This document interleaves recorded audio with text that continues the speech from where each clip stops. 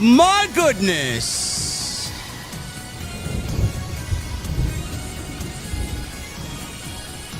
Your boy's a little tired, man. Just a little bit tired, man. Even Superman needs a day of rest. We are 10 streams in, 10 straight days.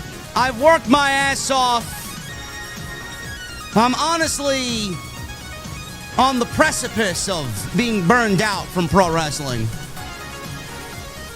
So my opinion may be a little off tonight to some. But tonight, we're rounding it out with AEW Dynamite. And ladies and gentlemen, if you heard the opening track, which is usually Dr. Disrespect Red Skies, when you hear the melodious tones of Doc's voice, you know it's a bad night. This show was boring. But it's a great show. It's a great show. Masterpiece shout out, man. Oh my God, Tony Khan wants to be a no-limit soldier, man. Oh my goodness. Maybe that meant something back in the early 90s. Ladies and gentlemen, we're going to the venue. We're drinking them cold tonight. And on this Wednesday night, where we will be getting a Nintendo Switch 2 live on the air at 12 midnight, I want to know, what the fuck are you guys drinking? I'll see you over there.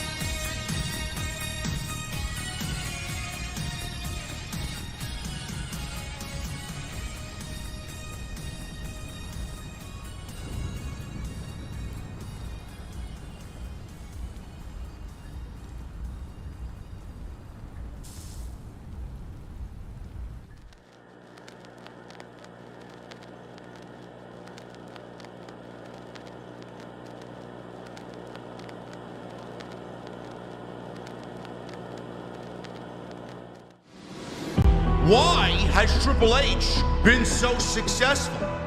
Why is Triple H running WWE better than Vince McMahon and Bruce Pritchard on Monday and Friday night? Long-term booking.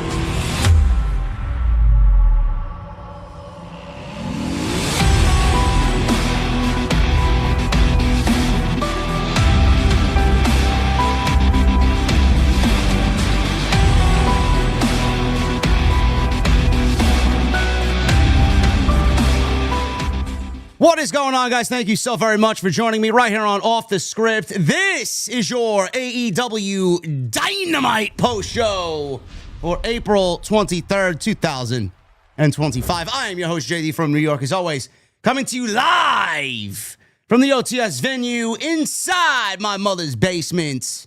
Thank you guys so very much for joining us on this Wednesday evening, wherever you may be, joined, as always, on Wednesday nights by the one and only, the Chi-Town Smart. What's going on, bro? What is going on with you, bruh? How you feel tonight, man? I feel tired, bro. Feel tired. I feel tired. But it's WrestleMania week. The life of a content creator during the busiest week of the year, bro. I know, right? Man, let's get it, bro. I don't know, man. This is the 10th straight stream that I've conducted. This is my third with Jesse in the last 10 days, man. We did Wednesday, we did Thursday with Santi Zap and Ango, and now we're back here. Man, you've been live every day since then. I've been live every day since last Monday, bro. That's crazy, bro. That's crazy. Me and Solomon almost went 4.5 hours last night, man. I thought we were gonna do an impromptu 24-hour stream last night. Don't ever say I don't work hard, bro. I will say you clearly have no kids, do you? I will say that with absolute certainty. The answer to that question is no, bro. No. Bro, I wish, man. I wish. Must be nice, man. Must be nice. You know what's nice, man? This new JD from NY hoodie, man. You see this? No, I can't see it. Oh, wait. Yes, I can. Wow, that is... Woo, that's lit, bro. How come I don't have one? I need two. You got to go buy yourself one, bro. Oh, well, man, they cost two. Well, how much are they? I actually don't know. I haven't been on the website. All I know is just promote the link and get some sold. That's it. Oh, man. I need one of the free ones that you get, bro. You could use code Mania for 15% off, though. Oh, that works. That's good enough. I'll take that. That'll be good enough for some of the shipping and some of the tax. If you guys want to go check that out. That's a nice little hoodie, man. Good job. Yeah. Anything on the back? Yeah. It's got the same lettering on the front, and it's got the map of New York on the back with my name on it. Oh, okay. There you go. I like it, man. Hey, if you guys want to go get your cell phone, man, link is in the description. Actually, I'm actually going to post it in the live stream chat for you guys, so you guys can go and support the show. Because listen, new merch. We got some new people making the merch, and I'd love if you support them. Honestly, there you go. I'll even pin it at the top of the comment section, man. Go and get yourself. There's a t-shirt and a hoodie. Cheap plug. Jesse, how you feeling this WrestleMania week, man? Are you burnt out, man? I'm feeling a little burnt out over here. I'm a little burnt out, and I haven't streamed every day. Tough, I'm just man. burned out of just wrestling in general for the last week. Yeah, me too. Imagine going to Vegas, man. You'd be burnt out and drunk, hungover. It's so much, man. I know. It's just so much. You can get hit by a cart. You know, just the strangest things happen out in Vegas, man. I know. I was out there one time. I couldn't wait to go back. I was out there one time, man. It was fun. I'm not killing myself to go back. Yeah, I thought about going, but listen, you can't walk away from the audience that we do every year, so it's tough. Being in someone like me in my position, some people who, they go to shill each other and get fucking luxury seats and then do no content. It's like, I'm sitting here with fucking 16,000 viewers on a fucking Sunday night, man. What am I gonna do? So it's tough, but we're gonna round out this live stream fiasco today, 10 days straight, and we're going to round it out with Dynamite tonight. Being that I'm a little burnt out, like I said in the intro on tonight's show, in the Dark Horse on the way to the venue, I'm a little burnt out, so my opinion may be skewed for a little bit of the show. I'm just kind of over pro wrestling, kind of over all the drama that has happened this week with The Rock and John Cena and Cody Rhodes and Triple H and Pat McAfee and all this nonsense. Not to say that Dynamite was a bad show, but underneath all of the irrelevant, I just don't care content on the show tonight, Jesse, I just found tonight's show to be boring, man. I don't know. The substance wasn't bad. I just don't find myself particularly interested in what they did tonight. After last week, you and I completely just over the moon praised the show. It was one of the best Dynamites in maybe a full calendar year. May have been one of the best Dynamites that they've ever done.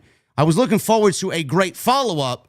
In my opinion, tonight's show was not that great follow-up that they needed. Yeah, look, man, this is tonight's show was in a dead spot. Okay, we've all had, not just you, we've all had a lot of wrestling this week. We've had what did we get? We had Dynamite last week, and then we went right into Collision the next night. And then we went into WrestleMania SmackDown, and then WrestleMania Night 1, then Night 2, then Raw after Mania. And yeah, you had TNT last night, and then tonight, now we get Dynamite. Though, I mean, all wrestling fans we're a little spent. Yeah. So the show that they gave us tonight, it kind of needed to, and look, this might be a piece of advice to whoever in AEW has the voice of someone backstage. You might want to make it a tradition to make your Dynamite after WrestleMania a really, really jam-packed night after Raw, after WrestleMania type show. Because otherwise, it's gonna fall through the cracks. People are gonna be extremely let down. You got to keep in mind, man. Everybody who's watching your show on that Wednesday is coming off of a pretty long stretch of pretty important wrestling. So, I would make it a pretty big night. And tonight was just an okay night, to be honest. It was fine. It's gonna come off as a lot worse than what it is because of the amount of wrestling we've all gotten. That's a good point. A lot of people burnt out. A lot of people were disappointed coming out of Sunday, and rightfully so with that terrible ending on Sunday. That is a very good point. Tony should really be loading this particular show up the Wednesday after WrestleMania because a lot of people are burnt out, and WWE basically owns the entire week, and then he comes out tonight and delivers a very middle of the road, non-exciting show. It's just gonna be by the time the show ends at 10:00, it's gonna be forgotten within 5 minutes. Yeah. So I was like, what are people gonna remember from this show tonight after everything that we got? You did absolutely nothing to keep us interested going into next week. There's no hook. There's no cliffhanger. There's no major story that we're looking forward to going into this week or next week from this week. It's like, that's an excellent point. He didn't do anything. So I guess that's why I was pretty much over it after the first hour tonight. Yeah, and I know a lot of times I say, don't worry about what the competition is doing, just do you. But let's be real, put our cards on the table. I mean, you're paying attention to what they're doing, if nothing else, this WrestleMania week, every week. I mean, every year, so use it to your advantage. Yeah. Get a decent storyline, get a big match, build to it, push it for this night after WrestleMania, find some, weird way to tag it and label it. And I mean, I just think it's important because right now, like I said, man, we're all burnt, man.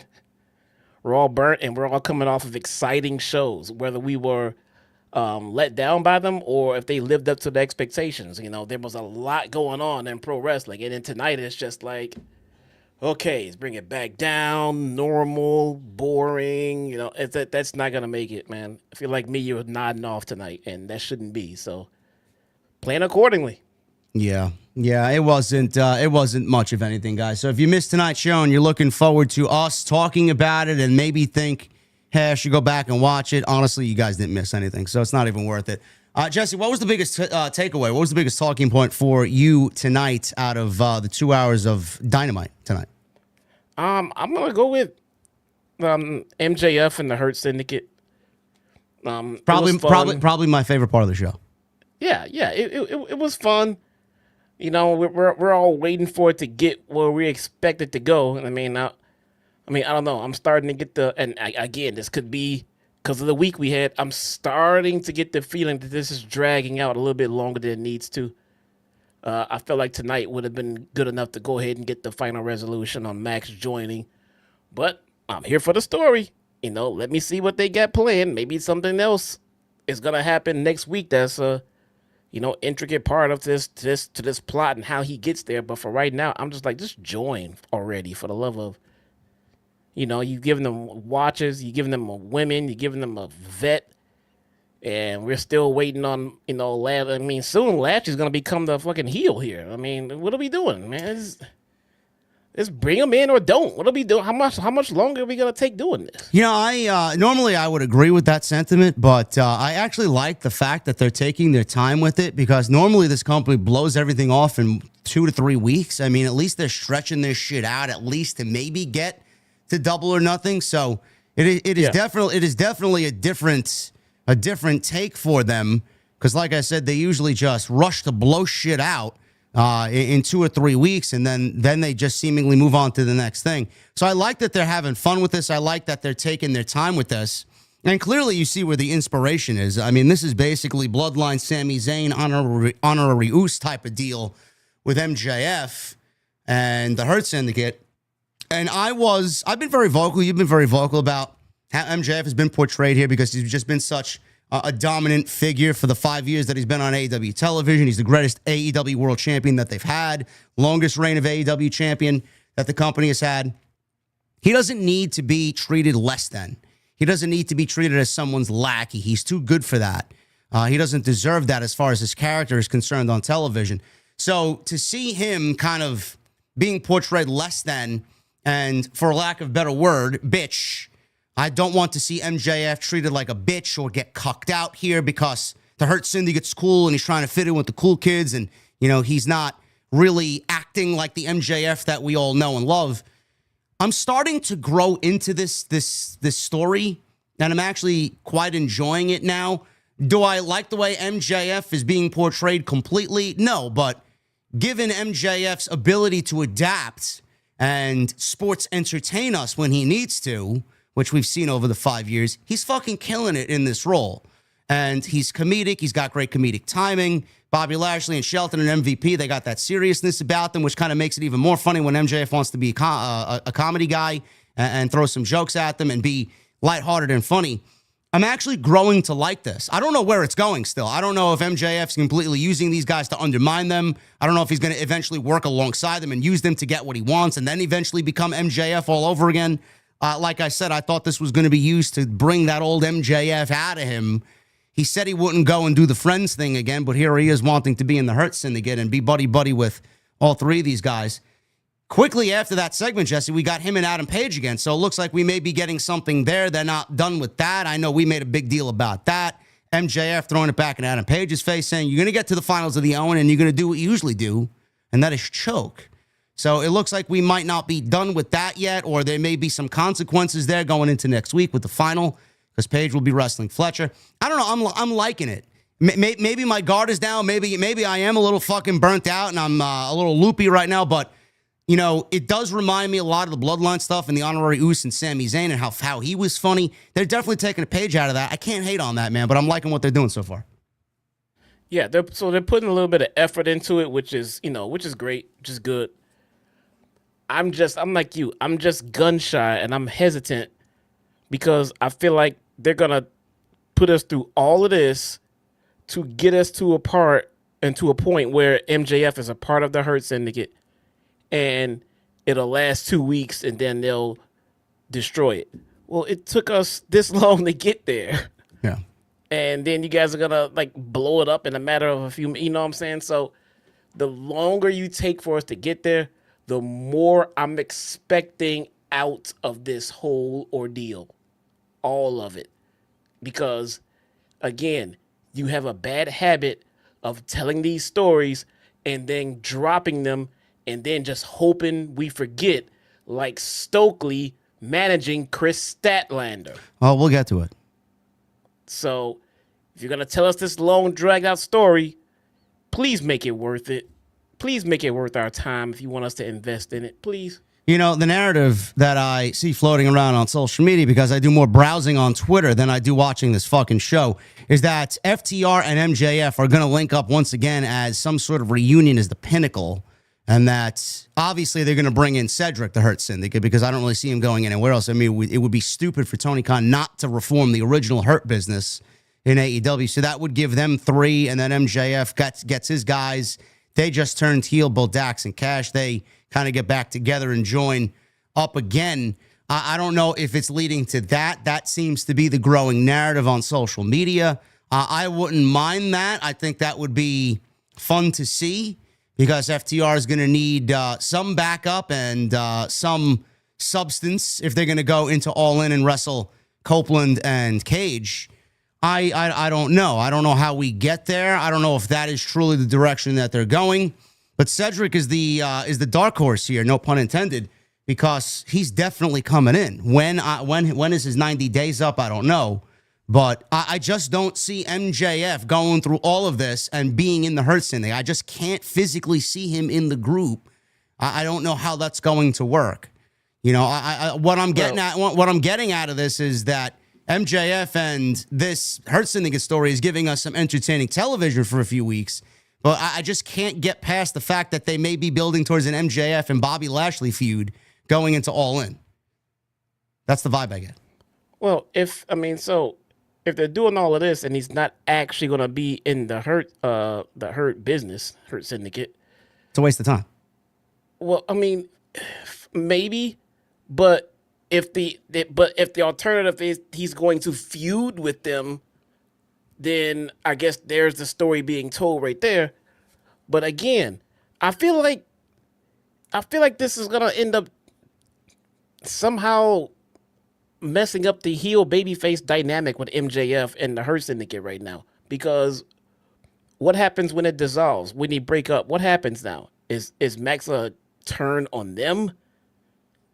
Are they gonna be the baby faces? And I mean, what is going on exactly?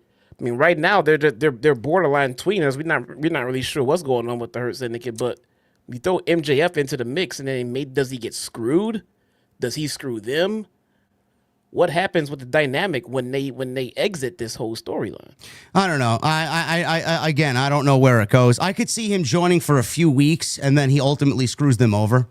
You know, because that's just MJF's character.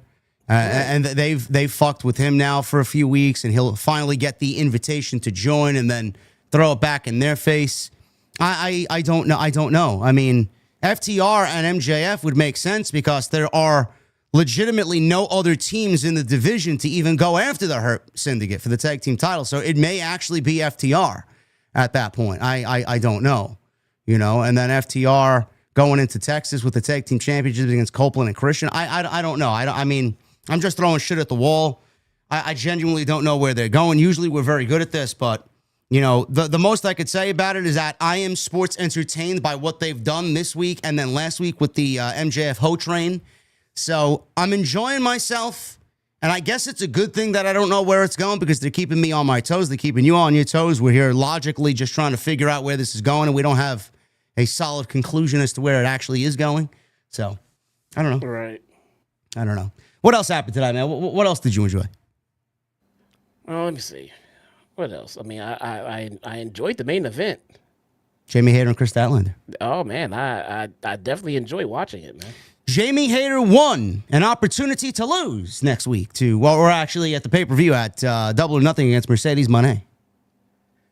Yeah, I don't know where that's going. Me neither. The opportunity is something for something cool is there. We all thought they were going to go with Statlander, and Statlander was going to be 0-4, but they actually gave it to Jamie. Now I got one of two things as far as the outcome of this match. They didn't want to go with Stat because Mercedes is bored, and she's already beat Stat twice. So what good would it be for Mercedes to beat her a third time? And then Jamie Hayter is an interesting option here because Mercedes hasn't wrestled Jamie yet, so she figured, you know what? I haven't beaten her. Let's give her a shot and then give her a loss as well at the pay-per-view. The other option would be, because everybody's expecting Mercedes and Toni Storm at All In, and they've already teased it.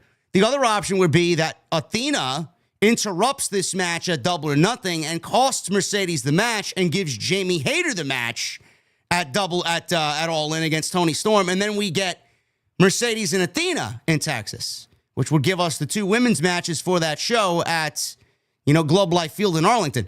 That is the right way to go about it.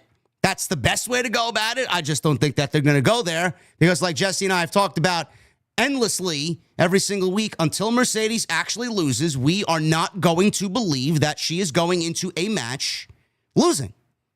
She's always going to win. So, yep. Next week, yeah, I know. And when she wrestles Hayter at the pay-per-view, everybody's going to predict that she's going to win. So, it is what it is. I mean, she can't even carry any more belts physically. No. And they're going to give her another, and she's going to carry that Owen belt around all year, man. I don't know. We'll see. She's definitely winning the tournament, in my opinion. I just don't see them not doing it. She's making too much money, and they've already gotten to this point. So, You're going to have her go to the finals and lose. You're going to have her wrestle in a match where something shiny and gold is on the line and she's going to lose. Come on, man. Nope. Come on, man. That's not going to happen. And everybody's going to be like, where's Athena, man? Why isn't Athena at the show? Why isn't she booked for All In? Well, it's exactly what we said last week. She's going to lose. She did. And now back to Ring of Honor you go. What are you going to do? Yeah. We're going to get into this show tonight. Again, there wasn't really much that happened on tonight's show. We're going to try and break this thing down. And we appreciate you guys joining us here on the AEW Dynamite Post Show on Off the Script. We got 2,400 people in here. That is great for a Wednesday night. Nothing like what we did over the weekend, man. I want to thank you guys personally for all the support. I uploaded a video today with my thoughts on The Rock and his interview on Pat McAfee. We are sitting right now, if I could go to the real-time analytics on my channel, we are looking at 39,000 views in less than 9 hours for that video. We got 3,000 thumbs up. We got 1,200 comments. And we, with this video, have pushed past the halfway point to 170,000 subscribers. When I entered this week, we were just at 169. We're already on the way to 170 just in today's video upload alone.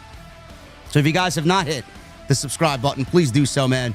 It's the best place for your pro wrestling opinion and the #1 live streams in the entire community, whether it's Monday, Tuesday Night Titans with the Solid Monster, or right here, Wednesday night for AEW Dynamite. So thank you guys very much for all that. Hit the thumbs up. Helps us out tremendously. Leave a comment after the fact. We love being in the algorithm. All of that helps us out. If you guys want to go follow this guy on Twitter and on YouTube, Chi-Town Smark on X, you see his @ right there on screen. Go follow him. And on the YouTube channel as well. I linked you down below in the description. Jesse, what were you doing this weekend for WrestleMania weekend? I spent Saturday doing a watch-along, night one. There you go. Lots of fun, man. Had a blast. I was kind of torn between what to do on night two because this time last year, my son was in the hospital with double pneumonia, and we watched WrestleMania together in the ER, or not ER, but in his hospital room.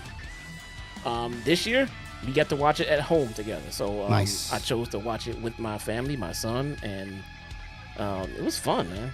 I mean, it was actually, I got to sit back and enjoy it as a fan and actually enjoy it for what it was worth. You know, then I got disappointed in the main event like everybody else did, you know, so what are you going to do? But while I have everybody's attention, I mean, please, once again, do us a favor. I just put the link in the chat. Go and support our buddy Osically. Yes. He needs the help in his community. He needs signatures. He would like to go to Amazon Prime and be able to pitch to them another season or an extension of his show, Bosch, that he's been working on for about a decade. And it won't take much effort, much time. Click on the link, guys. Sign this petition, please. It helps out a lot. There you go, man. Go do that. That is absolutely important to us here on the channel, so make sure you guys go and do that. Jesse has given you guys the link in the live stream chat, so go do that for us. Super chats are open. We'll be hanging out at the end of the show as always. And please go and get some OTS merch.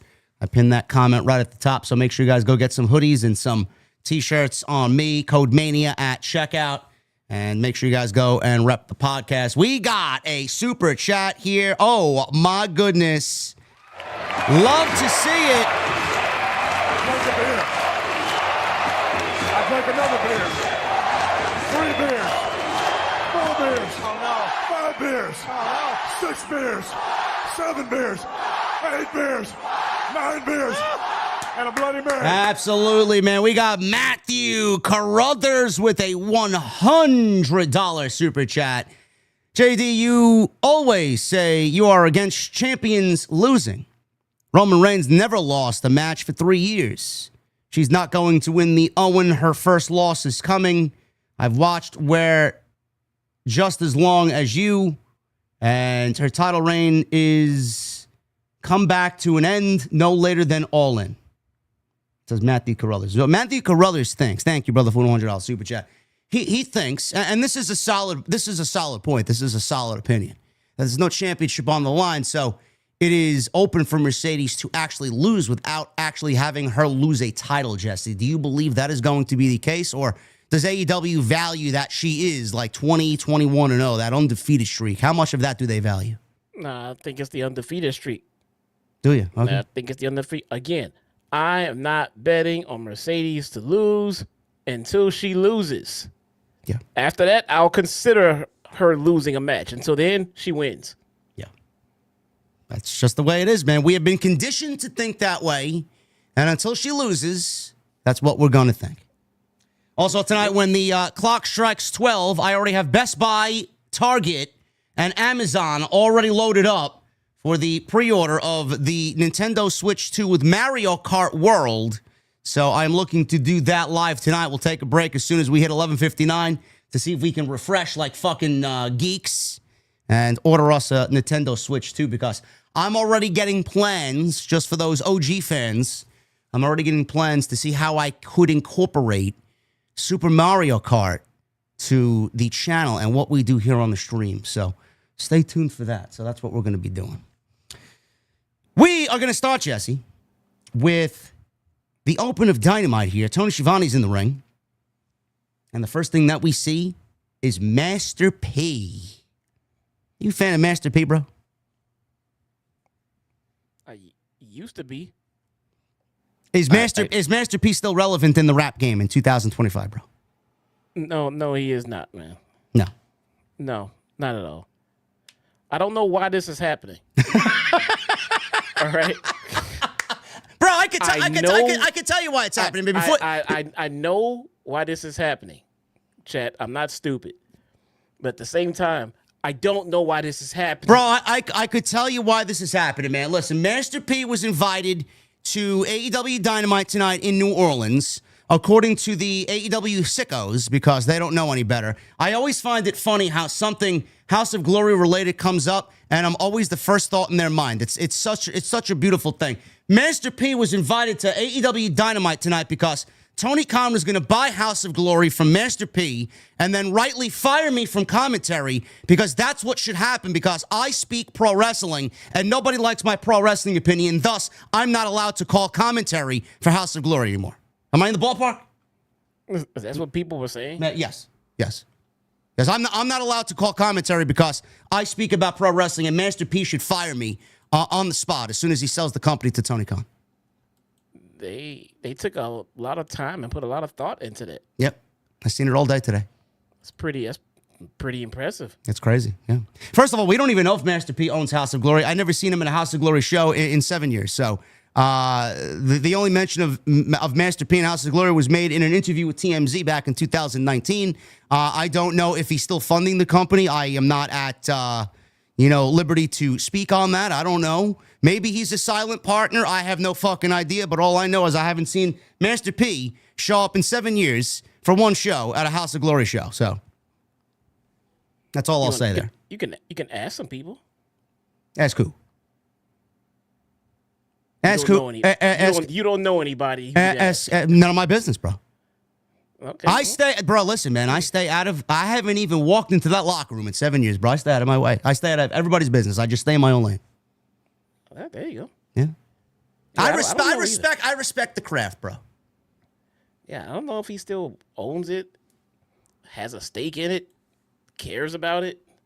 It would seem to me like if he did, we would know a lot more info on that by now. Well, I mean, he didn't say nothing about it on tonight's show. Everybody thought he was going to say something. He didn't really do much of anything tonight. Got a couple of cheap shots on John Moxley, but that's about it. Wow. You know, Master P was on WCW Nitro back in the 90s, bro. He was a no-limit soldier with Eric Bischoff. You know, Tony Khan wants to escape all of the WCW comparisons, but he just continues to just watch old episodes of Nitro and tries to recreate them here on Dynamite. I mean, I bet, so to him, in his brain, when he booked this shit, it felt like he was like, this'll show him. Yeah. Yeah. Master P. It's amazing. Tony Khan and AEW announced Master P on the show tonight, and the first thought in people's heads was me. Is that sad? Like, I'm genuinely honored that you all think of me that way, but is that really what you want? I don't understand that. I couldn't give two shits who the fuck's on the show. But thank you for thinking about me and what I do here. You know? Yeah, I don't know.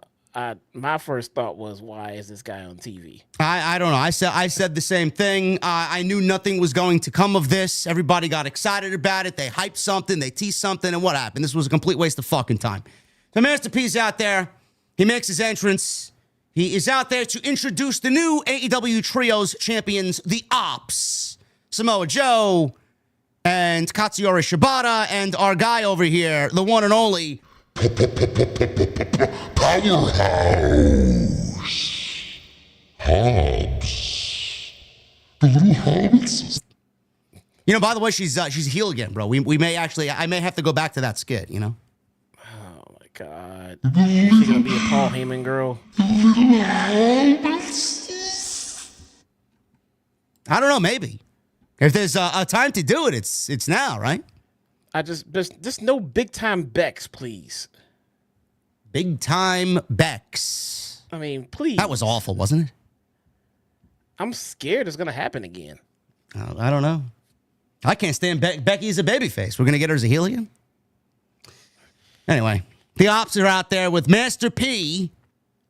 Samoa Joe wastes no time singing Master P's "Make Him Say You a fan of that track? You a fan of that track, Jesse? This is so embarrassing. This is so embarrassing. Oh, man. Of all of the hip hop artists that you could have gone out there to get to counter Travis Scott. By the way, if you paid attention to most of the fan base, I think it's a pretty resounding get Travis Scott the fuck off of our televisions for most of the wrestling fans. Yeah. So you want to go out there and get an older, much less relevant rapper, retired rapper, to be out there on your TV. Yeah, and listen, I'm staying out of this because I am not cultured enough to be speaking of rap music. This man listens to rap music. He knows a lot, and he's knowledgeable in that genre. And this is coming from him. So I have nothing to do with this. And you would trust Jesse, who knows his rap music. So that's it. The hilarious part is Kendrick just did the halftime show in New Orleans. There was a big community uproar about Lil Wayne not getting that spot because the Super Bowl was in New Orleans and that's his hometown. But it was Kendrick's spot. Jay-Z gave it to him.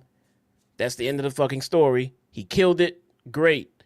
Now AEW comes to town, and they had a chance to, sort of, kind of make a little bit of good on this. But if they would have brought in Lil Wayne, it would have made a little bit more sense, culturally, I guess, with just the current times. And how did Master P get in that spot? Well, apparently he lives in New Orleans, so they had to bring him in because he's there. You know, that's it. Yeah, that was the criteria. He lives in New Orleans. Yeah, bro. They needed him to come on TV and say, "Make him say." They like being a part of pop culture.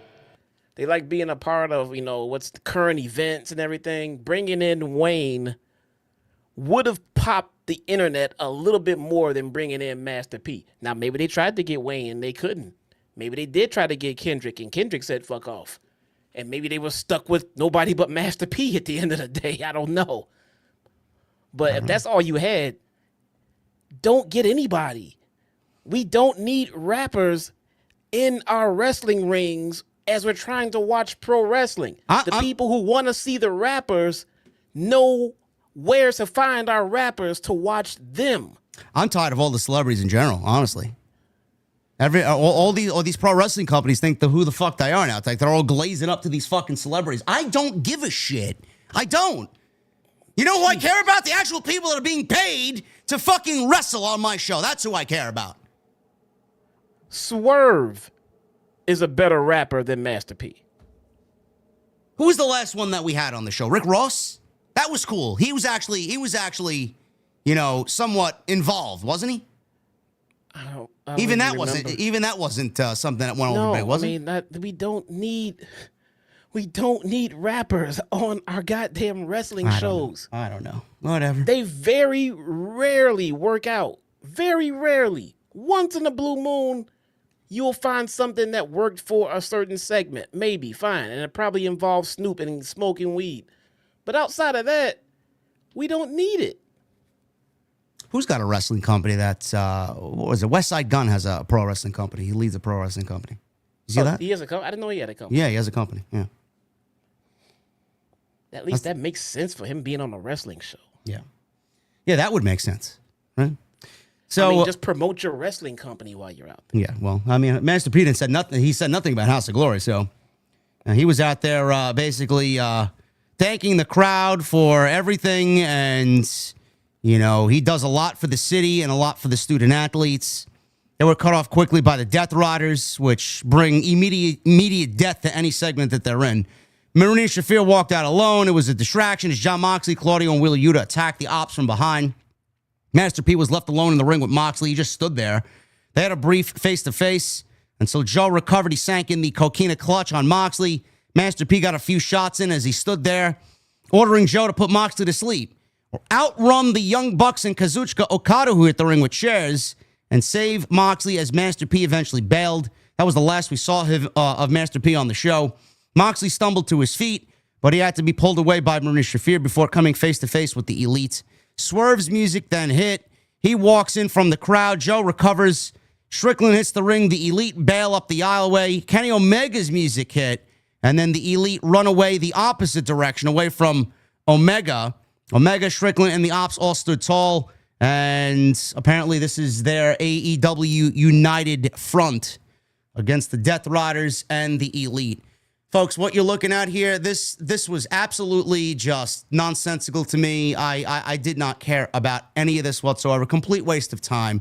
The only part I liked is that Joe got on the microphone and said he's going to beat John Moxley's ass and choke him out, and he's going to take back the AEW championship from John Moxley as he looked over at Swerve Strickland. The Ops are in this thing with the Death Riders, and Joe is going after John Moxley. So I know Jesse feels the same way about Samoa Joe. I love everything Samoa Joe does. I do not mind Samoa Joe going after any major world championship. He is just fucking money no matter who he's in the ring with and what he's doing. I did like that. Outside that, this segment was a complete waste of time. But this is clearly a setup for Blood and Guts and Anarchy in the Arena. Now, Joe and Moxie's not happening at Double or Nothing. It's happening on their beach break episode of Dynamite, which is in a couple of weeks. So we're going to get Anarchy in the Arena, and we're going to get Joe, Hobbs, and Shibata teaming with Omega and Swerve against the Death Riders and the Young Bucks. That's exactly what they're doing. So you're going to get back-to-back major matches, Anarchy in the Arena, Double or Nothing. And I don't know how they're going to differentiate that match this year from the others that we've done, because we've basically seen everything with those matches. And then we're going to get Blood and Guts.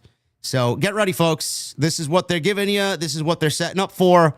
And I'm not really particularly excited about what's going on here, Jesse. What about you? I'm getting a little bit, I don't want to say the word excited, interested to see if they're looking to put the title on Joe and off of Moxley, which in turn would tell me that they had no real direction when they started this Death Rider story, because that was not the end game. They're not taking the title off Moxley, put it on Joe. What makes you say that? Because of the positive response that they get for Joe.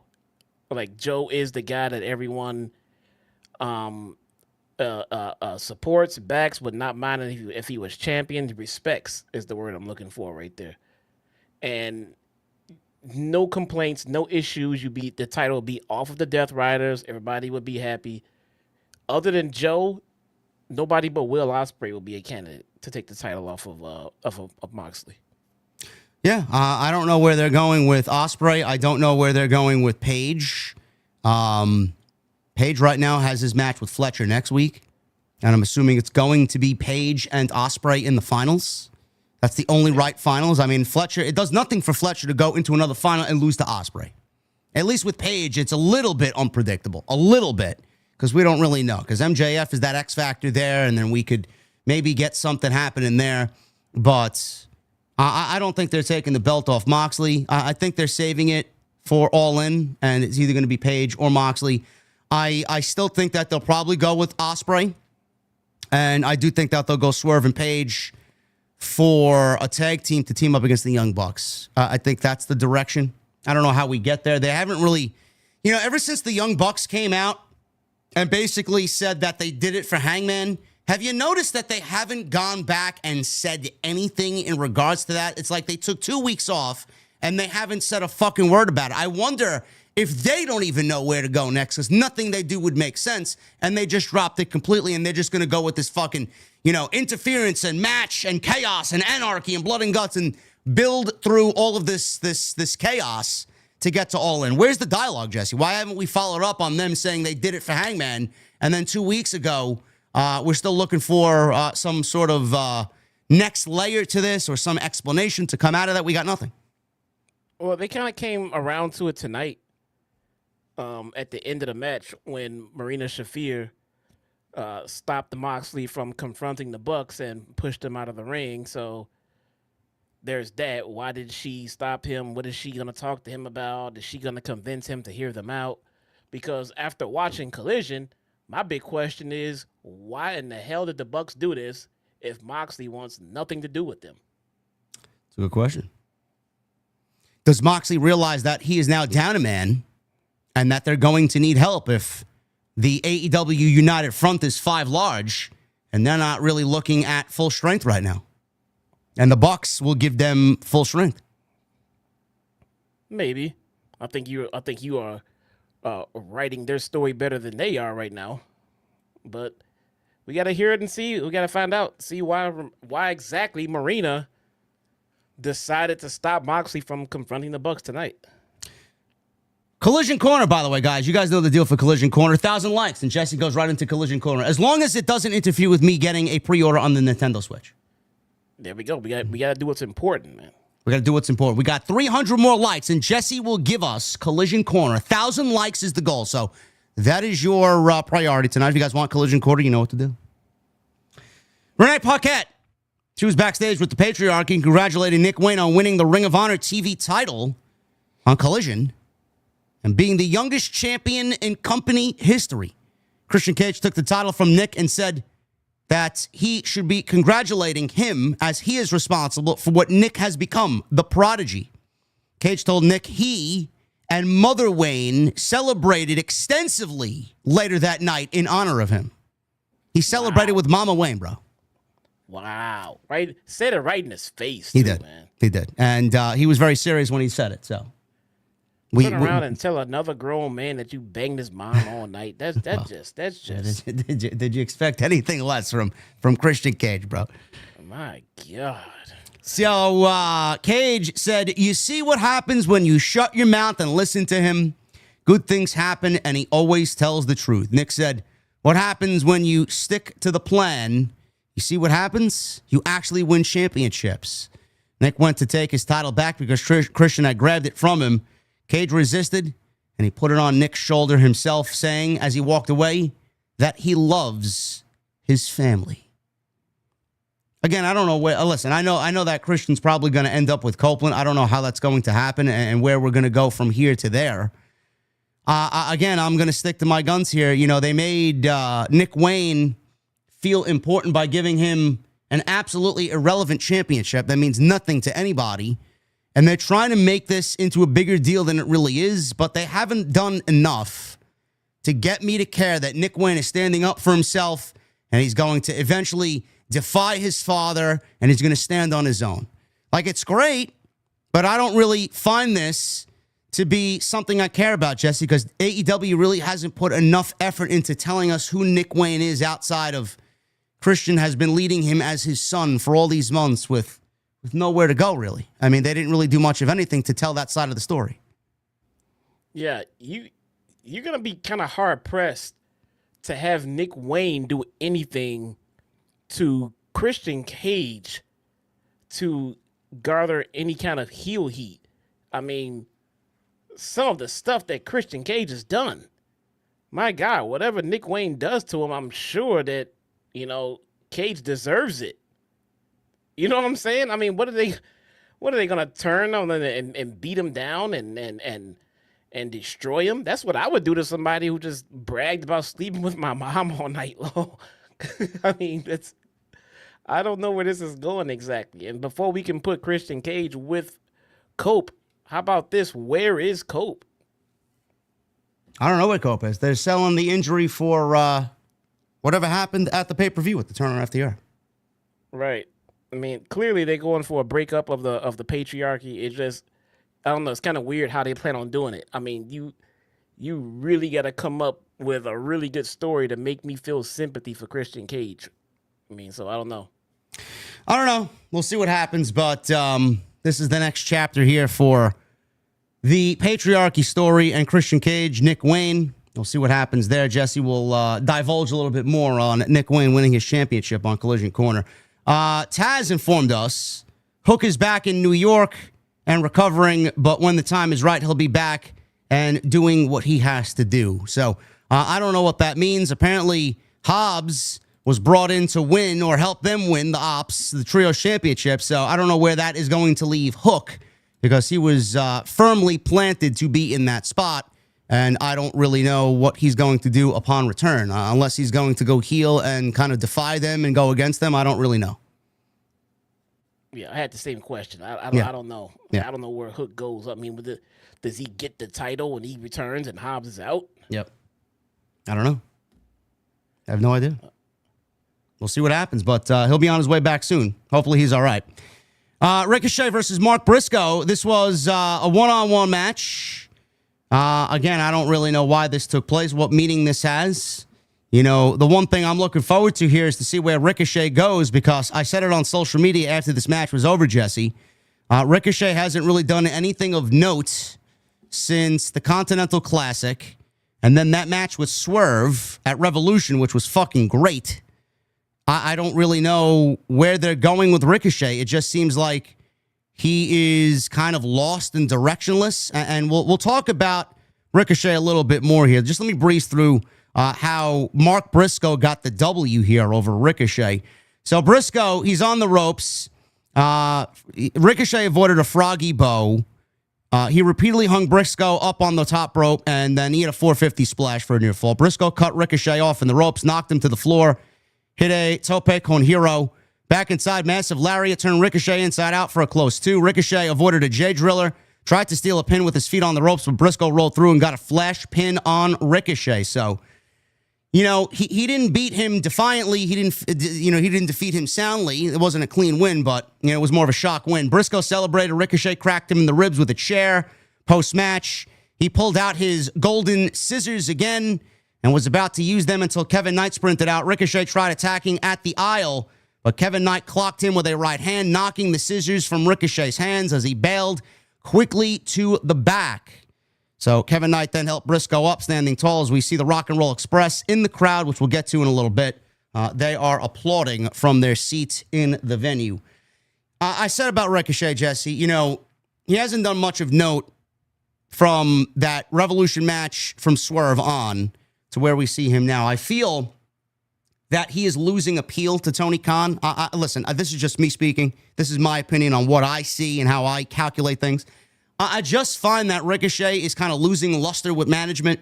I don't find that management thinks Ricochet is all that exciting anymore. He's not as interesting as he was when he first came in. They got that match with Ospreay out of the way. They tried to turn him heel. They gave him a little bit of a different spin because coming on in, he just felt like everybody else there. He didn't feel special. They had 1,000 other fucking Ricochets doing the same thing that he was doing. And he just continues to lose.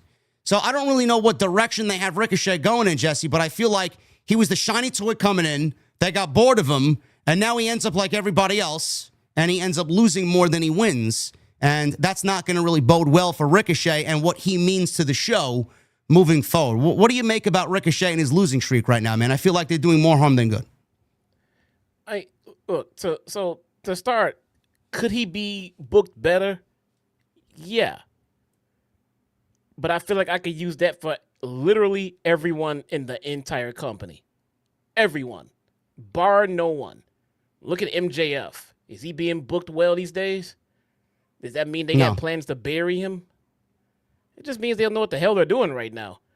I think Ricochet's in a good place in the company standings. It's just they're flopping, they're kind of flopping his run a little bit. I mean, I would book him stronger than this, but I could say that for quite a few people. I will book Brody King much stronger than this. I will book MJF stronger than this. I would try having MJF wrestle from time to time, just to shake things up. No one is being booked to perfection right now. Yeah. And Ricochet's no exception. But as far as him being in bed, I mean, I feel like that they believe that he's being booked extremely strong. He's not. He's absolutely not. But I don't think he has any ill will backstage though. No. Yeah, I don't know.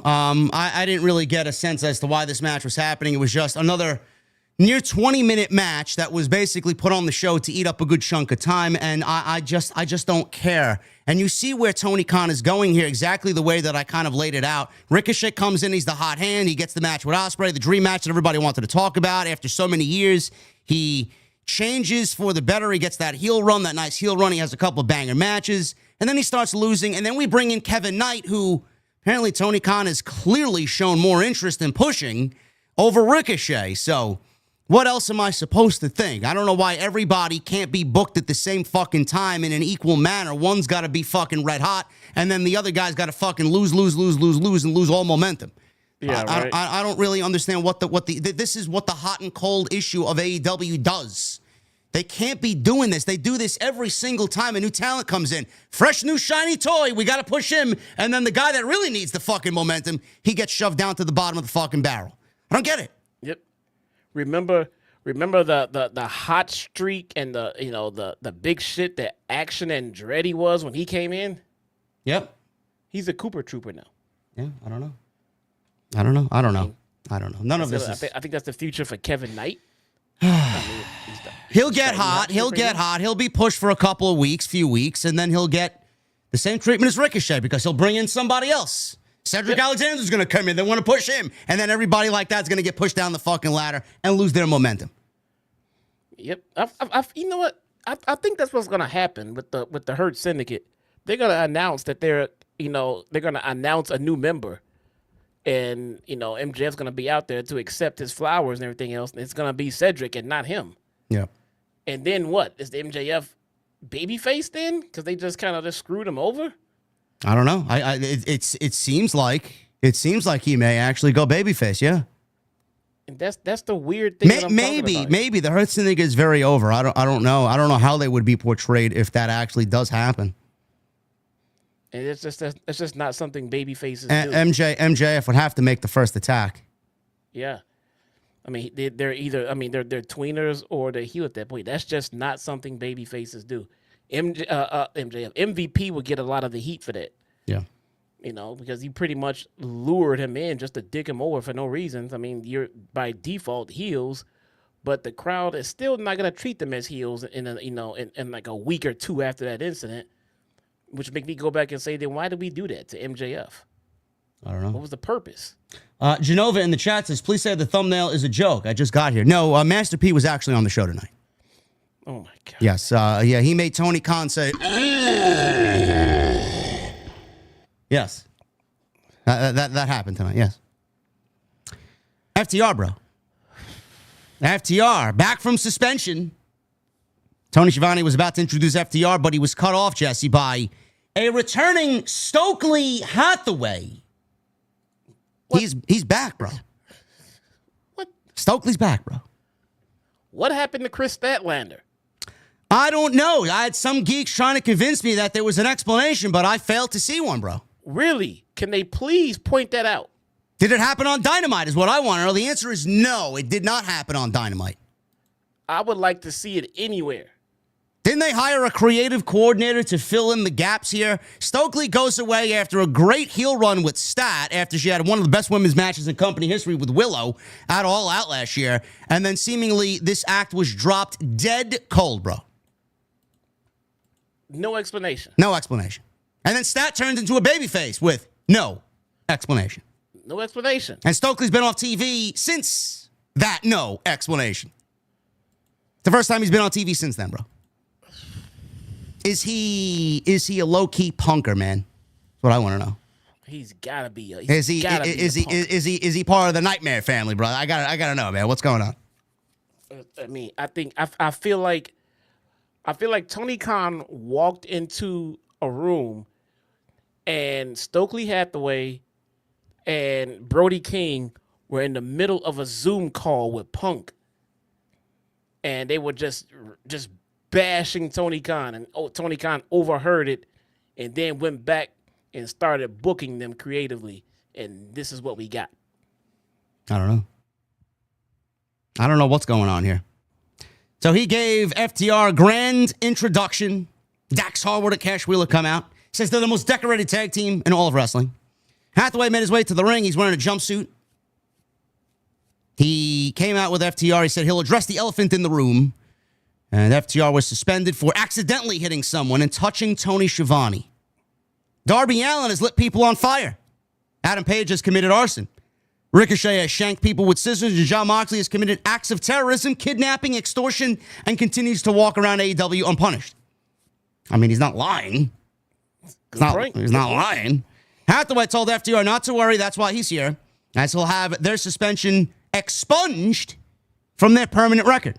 If you want to have a conversation with FTR, you have to have one with Stokeley Hathaway, who is now the new agent for the greatest team alive today. Hathaway ordered Schiavone to do his job as he reluctantly pointed to the microphone to Wheeler.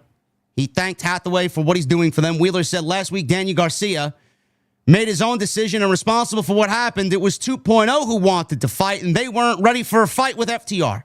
So out of respect for Garcia, he asked them to stop beating up 2.0, and they did. FTR put Garcia and the TNT title first. They put Cope first, but it got them nothing. No more.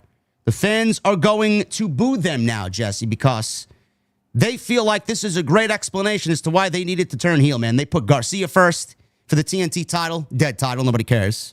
Every time Garcia came out, to the sound of crickets. Cope, they put first. It got them nothing. They are saying no more, bro. Is this enough for the fans to genuinely invest, Jesse, into FTR, to genuinely boo them and have heel disgust for FTR, bro? I'm not feeling it right now. Not yet. Not right now. And that's probably just the residual of the way they've been booked as of late. Stokely is fantastic at what he does. And him coming out every week with a microphone is always going to be good TV. You know what I'm saying? So it's you're asking for a lot from your fan base when you start to give us things with Stokeley Hathaway, take them away with no explanation, and then you bring him back and put him on TV, and then you tell us, hey, get reinvested in this guy again. Because I'm just sitting here like, why? The last time I did, you just yanked him from TV and didn't tell me shit. So you want me to do it again? Now I'm sitting there skeptical about it. I don't want to right now.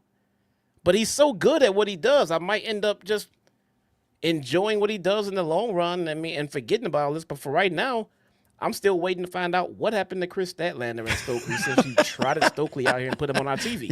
You're still stuck on that. I mean, man, listen, you're not going to get an answer to that, bro. You're not. Then they look, man. They have to stop with these start-stop pushes, like you said before. I mean, this shit comes full circle. This is like if they brought Wardlow back and just popped him up on TV as a tag team partner with MJF. Yeah. How would you not be sitting here saying, how in the fuck is it? From what you told us before, they are not. But you want us to, just forget about that. No, I'm not going to forget about it. I'm not going to forget about it. You keep doing this shit. It's confusing. No one wants to get invested in what you're telling us when at any moment it could be dropped with no explanation. Harwood said that they have a couple of legends in the house tonight. The Rock and Roll Express welcoming Ricky Morton and Robert Gibson to the ring. They got a huge ovation. Harwood asked them what their greatest match ever was, but cut off Morton before he could answer, telling them the Midnight Express was better than the Rock and Roll Express. Harwood asked Morton how old they are, cut him off again. Then he said they look 108 to 109 years old. Harwood asked what their favorite experience was. They got cut off again, but Morton wasn't standing for it. Hathaway pulls out a shirt. FTR has a new shirt that is now available on shopaew.com, and it is the Living Legend Killers, Jesse, is what they're being called now. I wonder how long it took them to watch old Randy Orton footage back from when he was the Legend Killer, and they felt like it was enough to differentiate from what he did there and just put living in front of Randy Orton's old motto, bro. Legend Killer. Now they're the Living Legend Killers. I smell a cease and desist coming their way. I sense a cease and desist as well. Yes. Why do these guys keep coming back? I don't know, but before we get to why they came back again and why they so adamantly went to the ring, FTR attacked Robert Gibson and laid out Morton with a spike pile driver. Why? The newly formed Paragon. Who? The Undisputed Era. Oh, that's what their new name is. Does anybody want to tell me where Matt Taven and Mike Bennett went? Did they just fall? Get ceased and desisted. Did they fall off the face of the earth? Oh, okay. Not that it matters anyway. The Paragon, Adam Cole, Roderick Strong, and Kyle O'Reilly, they hit the ring, and FTR quickly bailed with Hathaway through the crowd. Jesse, it was back in January. I vividly remember, man, because I was there. It was in Cincinnati, I believe. It might have been in Cincinnati. I don't vividly remember that, but I think it was Cincinnati. Robert Morton. Gibson and Morton, right? Ricky Morton and Robert Gibson, they were duct taped to some storage containers in the back while they were handcuffed. And they were duct taped across the mouth. They had their ankles duct taped. They were handcuffed to this production crate.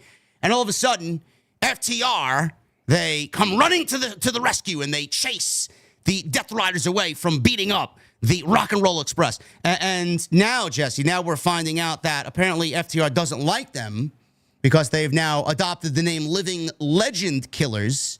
And now it's okay to attack the Rock and Roll Express. But in the meantime, Jesse, from January up until now, what have the Rock and Roll Express done to FTR to warrant such an attack after they were so vehemently against the Death Riders and wanted to preserve the Rock and Roll Express, man? How do we explain now that this attack is okay? Bro. I just again, like we said before, when the show started, the show was not a terrible show. There were just huge plot holes. And we've been poking at the plot holes throughout the stream, and this is another one. Do the Rock and Roll Express, do they not watch the product? Did they not see that FTR just turned heel? So who invited them to the show for them to be like, let's go back to AEW? It worked out well last time, right? FTR saved us. We should be safe this time. Bro, did you see what happened with FTR? I'm not going to that fucking show. They're going to kick our asses again. Every time they got in the ring, they got their ass handed to them. Every time they walked backstage, they got their ass handed to them. Why would they even jump the barricade? Why would you even be in the building? Why? Has there been a dumber team in kayfabe? Seriously. Did they not come up with a surprise this time? I always showed up with backup this time. Oh, okay, there we go. Nope, they showed up, got destroyed again. They'll be back in a few weeks, get beat up again. What? Bro, stop going. I mean, look, you at least got to book them to get one over on somebody at some point, because otherwise I'm just like, why do they keep coming back just to get their asses kicked? I don't know how they're asking me to emotionally care here. Like, who the fuck cares about the Rock and Roll Express? I mean that genuinely. Who cares in 2025 why they get beat up or not? Have they been recurring characters on the show? I mean, they're the definition of non-playable characters here. Who cares? Yeah. I didn't care when the Death Riders beat him up. Why am I going to care when FTR beat him up? It doesn't make sense. The FTR guys were so against the Death Riders and battling the Death Riders, they were beating up Rock and Roll Express. Now FTR's beating them up. Make it make sense. At this point, I want to beat him up too. I want to beat myself up for fucking sitting here talking about this shit. Holy shit. 7 more minutes and we get ourselves a switch, hopefully. We need 1,000 likes. We only got 867, man. Collision Corner, 1,000 likes for Collision Corner. Oh, man. Young Bucks. I just heard the ratings take a nosedive, bro, as soon as the Young Bucks theme music hit. Matthew and Nicholas Jackson versus Speedball Mike Bailey and Kevin Knight. This was a great match. This is a phenomenal match. This was a great match. The Young Bucks have not lost a step, man. Listen, you can head on them all you want. We could sit here and fucking make fun that their storyline is fucking terrible. Young Bucks are a just cohesive tag team. They are. They're just a dynamic tag team. They know what the fuck they're doing in there. Great. This was a great match. I mean, I don't care. Where does it go? What does it mean? What does it mean for Speedball? What does it mean for Kevin Knight? We didn't see Ricochet out there. What the fuck does it mean? What does it mean? Yeah, they need to somehow translate that work rate into the stories that they're telling, because the story that they're trying to tell us makes no sense. You don't think Ricochet should have been out here to interfere in this match? I mean, we got Kevin Knight out there fucking teasing him with the golden scissors as he took the scissors away, and Ricochet retreated like a bitch. You don't think Ricochet should have been out here to cost Kevin Knight and Speedball a match? What happened? Maybe they forgot their own creative just fucking 45 minutes earlier. I don't know. No, I don't know. The logic gaps. This match was great. Explosive. This was exciting. All 4 guys are fucking fantastic at what they do. So the Bucks are on the outside. Kevin Knight hits a UFO splash. Matthew tackled Bailey into a pile of everybody. So they're on the outside. Bailey, Knight were quick after the Bucks fighting up the barricade. Bailey was dropped. Bucks hit a doomsday device off the barricade onto Knight. Back inside, Bailey was there to try a triangle moonsault, who was caught by the Bucks. Matthew held on as Nicholas hit a running Meltzer driver off the barricade, which I really don't understand the Meltzer driver, especially when it's done on the outside. How does that impact their opponent? It looks like Nicholas does more harm to himself than his opponent is taking the move. I don't really understand it. It's just a fucking ridiculous looking move.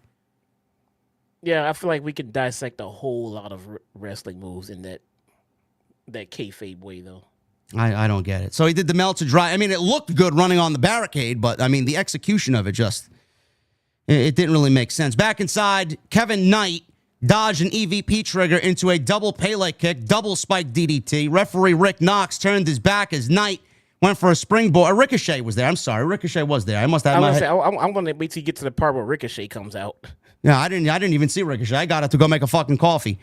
He was there. Allowed Kevin Knight. I'm sorry. Kevin Knight allowed the interference here with Ricochet, allowing the Bucks to hit an EVP trigger and win it for the 1, 2, 3. So yeah, Ricochet did show up. Again, fine. I don't really see Ricochet boding well here in a match with Kevin Knight, but outside that, I feel like this match was great. What does it do for the Bucks? It just gets them a solid win on television so that they look good for the Death Riders. And I guess they forwarded Ricochet and Kevin Knight and whatever they got going on there. So I guess it's set up for whatever's to come. But at the end of the day, it was a great tag team match that took it didn't need to go 20 minutes. But nonetheless, it was a great match. This match was worth the price of admission alone. I enjoyed all 20 of the minutes. If you can find the match on YouTube or something like that, and you want to pick out something from this show to go back and watch, it would be this match. Yeah, definitely. Moving on. We got Renee Paquette backstage with Timeless Tony Storm and asks her thoughts on Chris Statlander versus Jamie Hayter. Storm tells them to rip their tits off if they must, but you're watching the feature presentation.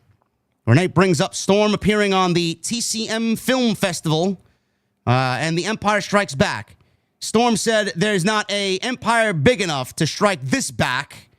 She's a lover and a fighter, And before she cucks around Hollywood this weekend and yanks Ben Mankiewicz, she has an announcement to say, and says, attention, slop tarts, there will be a title eliminator performance this Saturday on Collision as Queen Aminata walks in and says she loves to fight.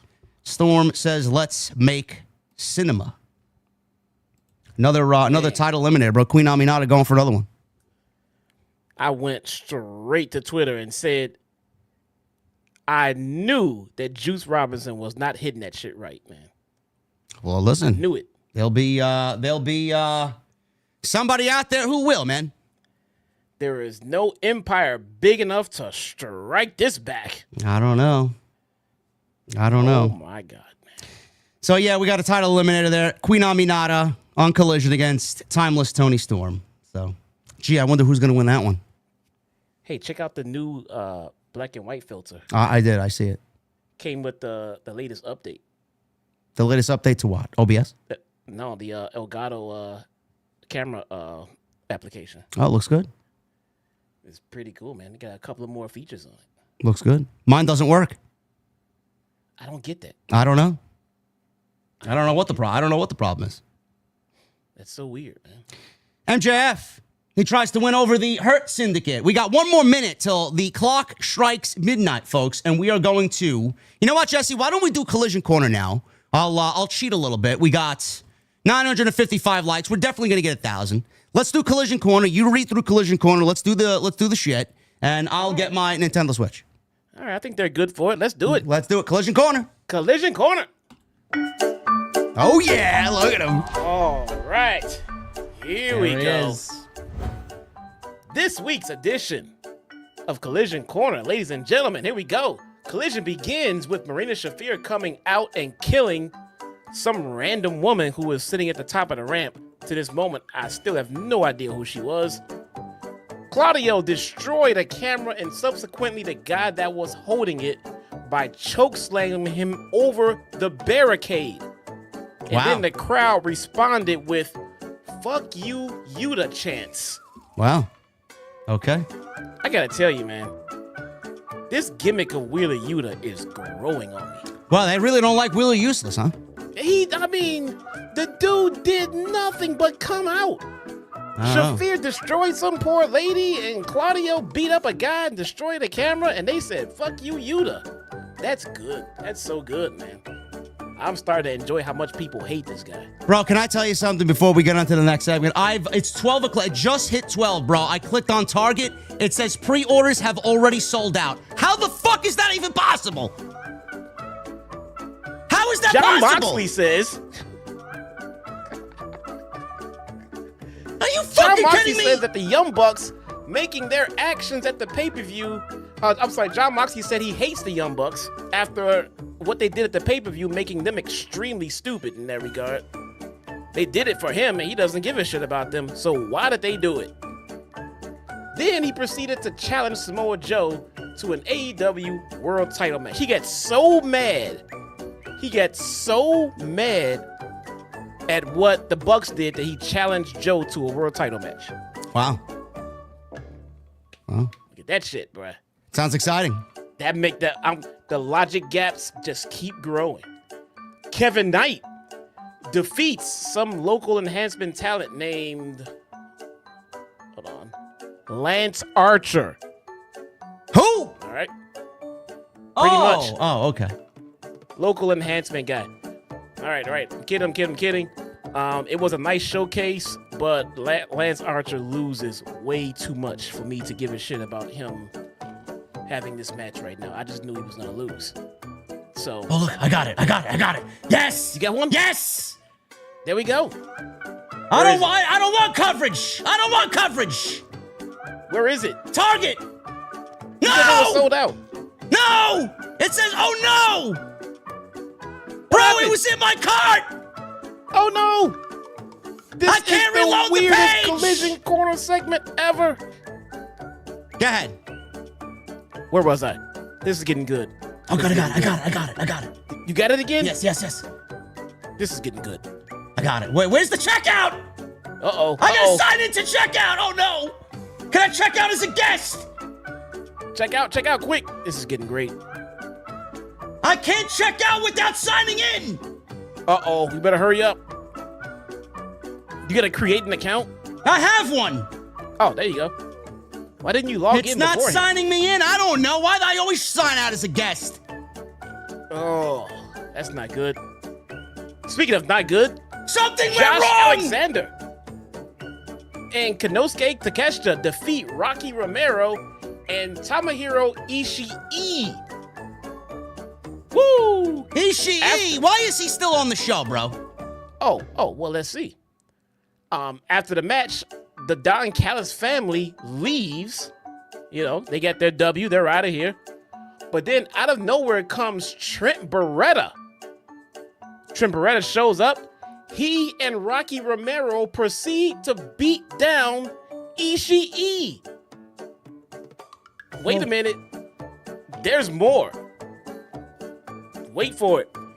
The Don Callis family returns to the ring, stands tall with Rocky and Trent. Now keep in mind, they just spent the last 15 to 20 minutes beating the shit out of Rocky Romero. Did the Don Callis family. Wow.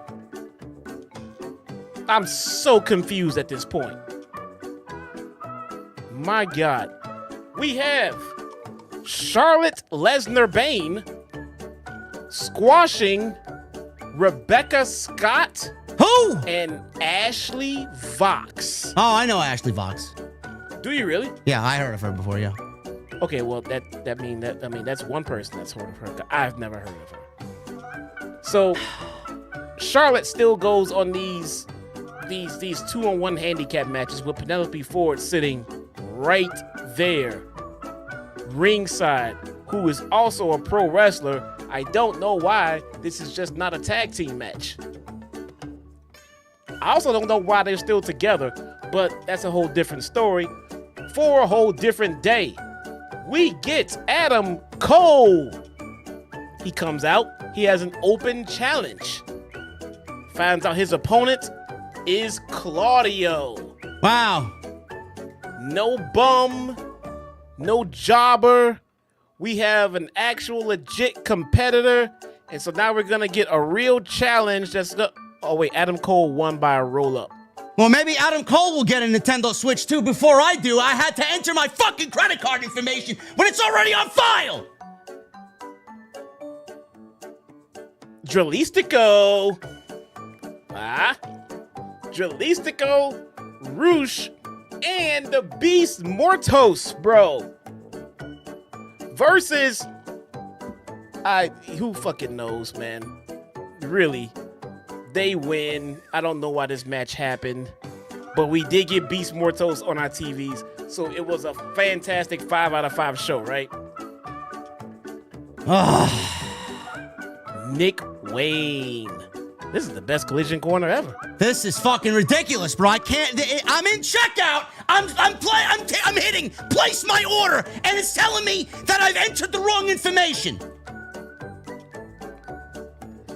Nick Wayne defeats Commander to become the new Ring of Honor TV champion, which led me to wonder, has Nick Wayne ever wrestled a match in Ring of Honor?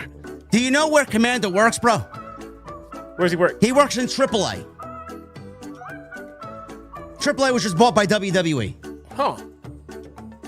Tony That's gotta Khan, be an Tony Khan may be looking at a very sad situation, bro. Huh. Yeah, But he's put so much stock and effort into Commander. I know. That's what's so funny about it. I wonder if that's why he lost that title right away. That's the first thing I thought of. That sucks. But then turns out Nick Wayne has actually wrestled in Ring of Honor. I think he had 5 matches or something like that. And we get Chris Statlander and Julia Hart, Skull, #Skull, defeating Mercedes Moné and Harley Cameron. You know what? Legit, I love the combination of Harley Cameron and Mercedes Moné. It's pretty good. It's hilarious. It's hilarious. Mercedes is fantastic in the ring, and Harley Cameron is not fantastic in the ring. No, she's not. She is not. And I like the dynamic in which of how they play off of each other. I'm being dead ass right now. It's actually really funny. It's really good stuff. Did you know that Mercedes was the one who came up with the mini Mercedes with the mini Monet? I heard about that. Yeah. Yeah, I heard that too. That's actually kind of interesting. But nonetheless, ladies and gentlemen, that is this week's edition of Collision Corner. It wasn't terribly awful, but it did have some spots that make me wonder why this match was happening, and that happens too much on Collision. That needs to be corrected. That is this week's edition of Collision Corner. My name is Jesse, aka your very own one only Shot-Town Spark, and I watch Collision so you don't have to. I don't know what the fuck's going on here, bro. It's in my cart! The fucking thing is in my cart! It says, please review these errors! What errors? Shipping address is in, it's right. My card info is there, it's right. What's going on? This is epic TV. This is better than Dynamite. Now it says, please review these errors 4 times! Stop the music. Oh, my alarm is going off. That's what that was. Bro, I don't know why, man. I keep hitting place my order. Best Buy doesn't even have them up yet. Because coming soon. Because, and I'm telling you what, and legit, I'm not even kidding. Was there Walmart? Let me try Walmart. These websites are not equipped to handle the amount of activity. They don't have the kind of they're not equipped. Their servers aren't equipped to handle this amount of activity at one time. Free delivery by 9 notoriously a.m. crash. Am I a robot or a human? They're asking me if I'm a robot or a human. Walmart may have taken the proper protocol here. Activate and hold the button. Oh, what are you talking about? Hold the button to confirm that you're a human, it says. There you go. I'm doing that. It says a check mark. I guess I'm a robot. They think I'm a robot. It says, please try again. Did you not try Nintendo Direct? I did not do that. Let me try. That's the first place that everybody's going to go, no? And then everybody's going to say that, what you just said, and then not go. Nintendo Direct. Let's try it. It's probably too late now. Meet the Switch 2. Where do I buy? Shop. Hardware. Switch 2. $4.99. Release is June 5th.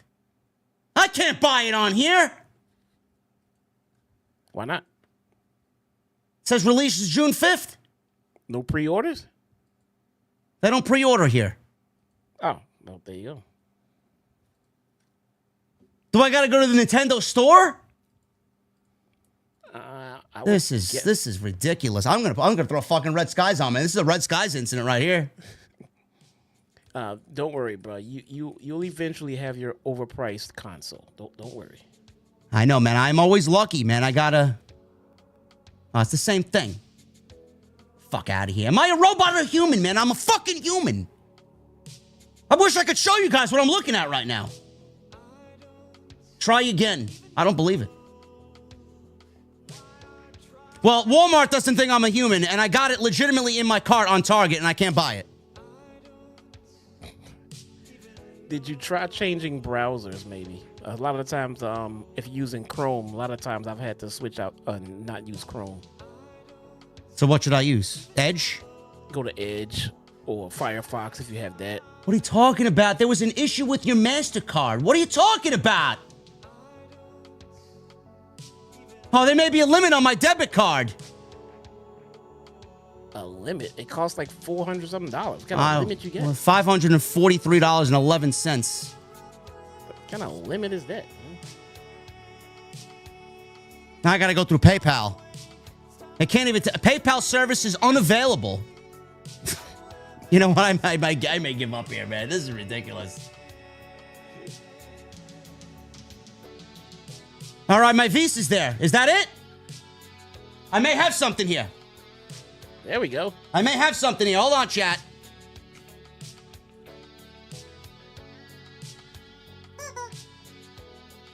I may have it. Come on, it's got to work. This card never fails me. Clucky is rooting for you. Come on!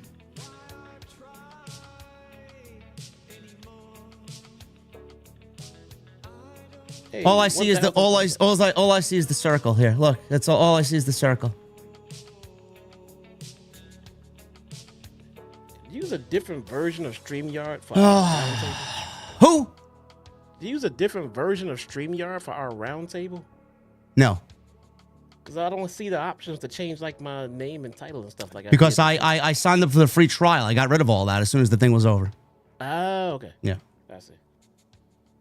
Folks, this is not going to work out, man. I'm sorry I'm prolonging the stream here. I got botted. Always here, guys. I got botted. My card doesn't. Something went wrong. Please try again. What errors? I can't even click on what errors is there. There's no errors. What errors, man? This reminds me of trying to buy a PlayStation 5, man. Bro, I got a PlayStation 5. We did it on stream. We did it almost instantly. I remember Salrex made me a thumbnail and everything. Yeah, I remember having the same problems. Best Buy doesn't even have the fucking thing, man. I didn't even see buy now or pre-order now. Still says coming soon. Not on Amazon.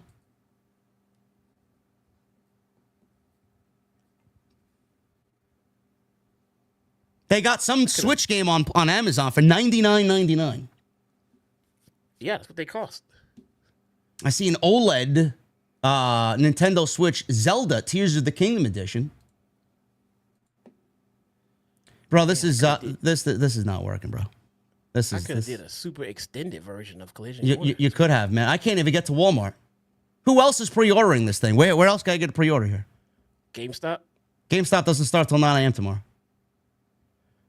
Let's see who else. What's the name? Shit, you guys have them out there in New York. Begins with a B. B&H? Yeah, B&H. They sell video games there? I think so, right? Yes. Let me see. I'm usually good with B&H, too. Nobody's really thinking about B&H. Nintendo Switch? 2? No, there's no system on here. See nothing but memory cards. Nothing. Somebody said Costco, Sam's. Costco, Sam's. Walmart is still trying to recognize if I'm human or robot, bro. They'll figure it out. You believe that? Costco? Costco. Shop. Nintendo Switch. You know, I may have fucking Rizzler over here buying fucking 16 Nintendo Switches, bro. Oh my god. They don't even have it on their website. Holy shit. They're finished. Goodbye. Need to hook up with FOMO, man. I'm sure she get like 4 or 5 of them. I'm sure FOMO has about fucking 12 already. Yep. Bro, this is ridiculous, man. It's legitimately in my fucking cart. Do I have to keep pressing place my order? If the servers are backed up and you keep pressing place order, all that shit, that could jam up your cart. Because they're dragging. You hitting the button is like could be hitting multiple purchase attempts. And that's Review these orders. Review these errors. What errors though? I'd like to check out with my item. There are no errors. Everything is in. Everything is legitimately in.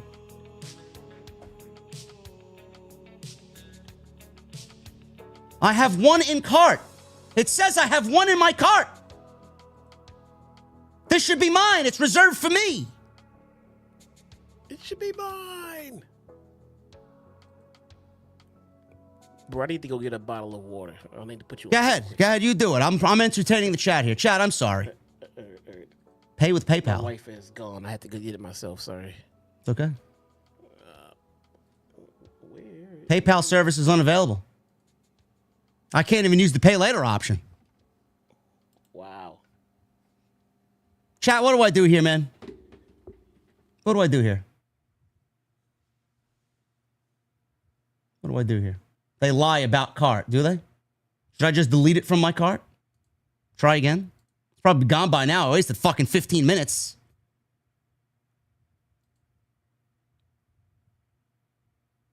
This is fucking terrible, man.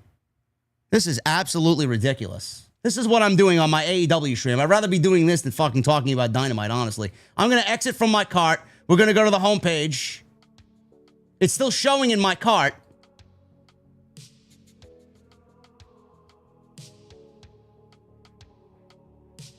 It already has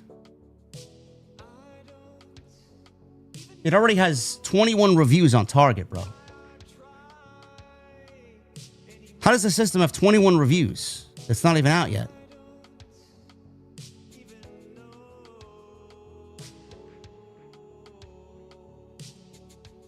Bro, it's not going to happen, man. I deleted it from my cart. And it's still saying, please review these errors. What errors am I looking at?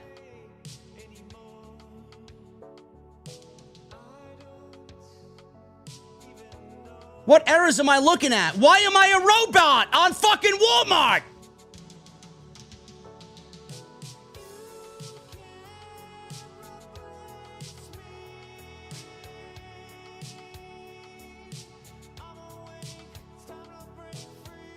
All right. Do we have it yet? No, I deleted it from my cart only to add it back to my cart. It's still saying, please review these errors.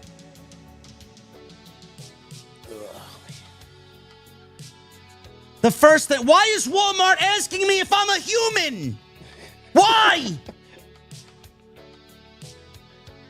When was the last time you bought something from one of these websites? Target, Walmart?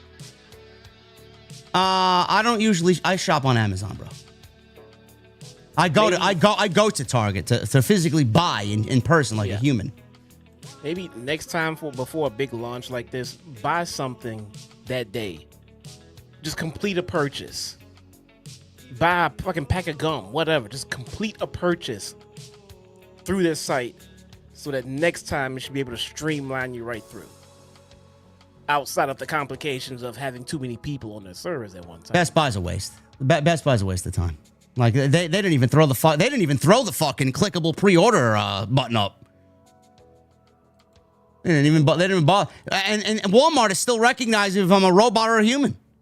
Maybe if I speak in robot, maybe they'll let me in. Please let me in. I'd like to buy a Nintendo Switch 2. I love Charlotte Flair.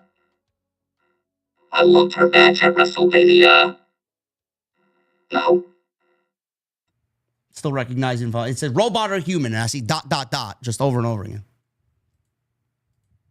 We may have to throw in the towel here, folks. We may have to throw in the towel. I don't know. I can continue trying and just clicking the button here. Please review these errors. Chat, what do I do? Blame Tony Khan. I'm going to blame Tony Khan. That's what I'm going to do.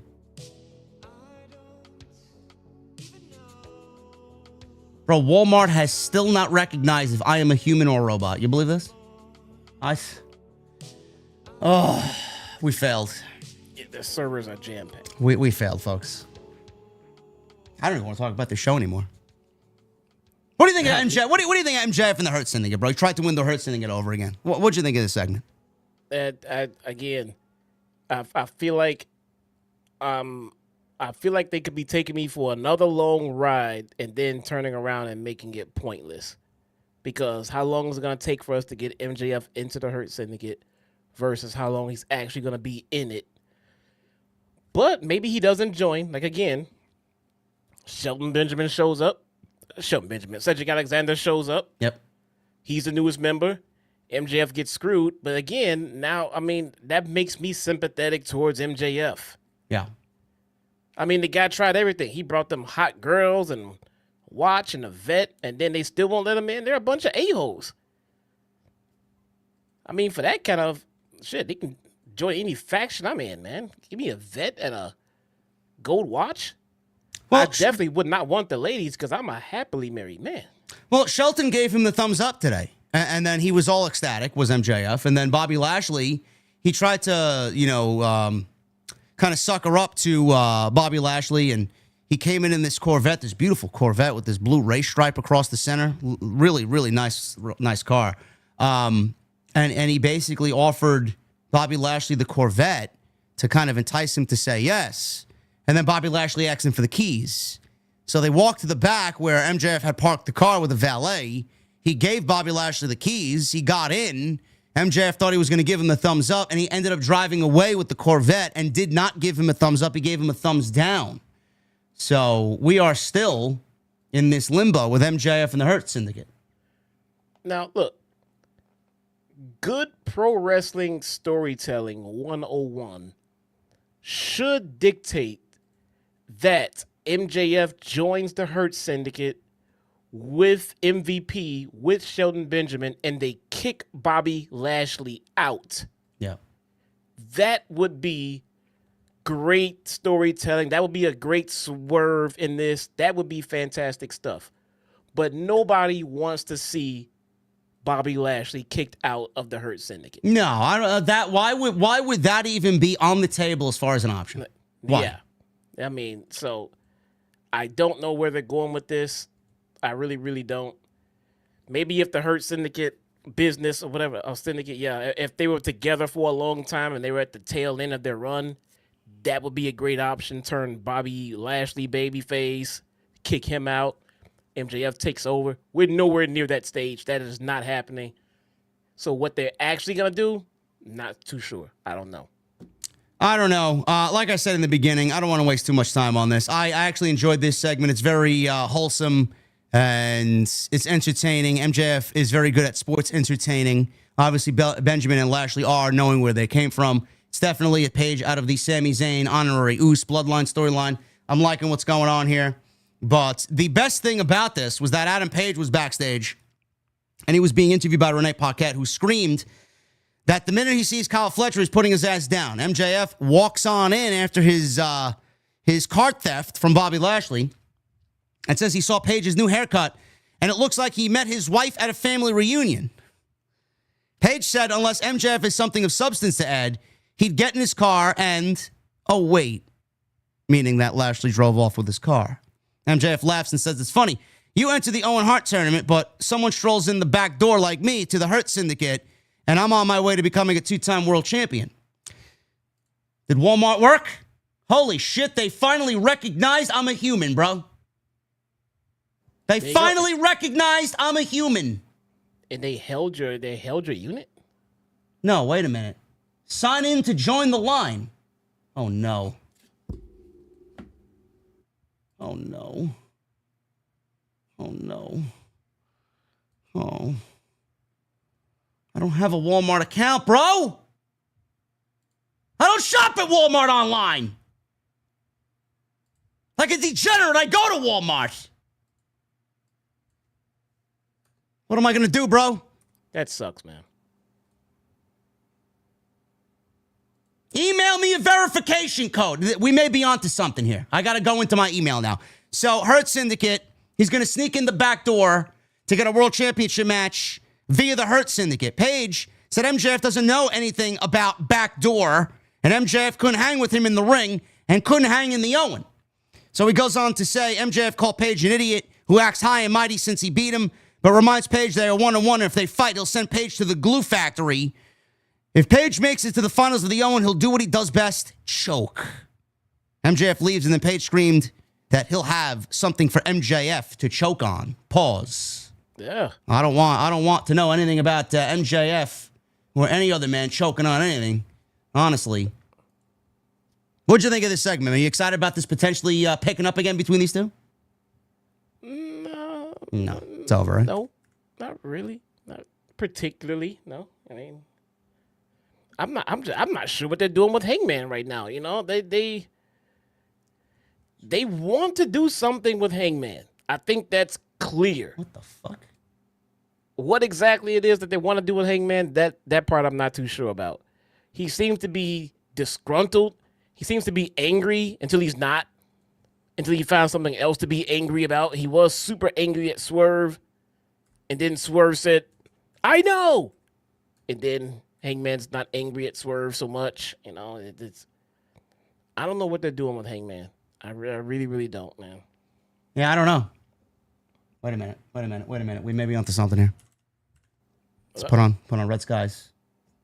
Uh-oh. We may be onto something.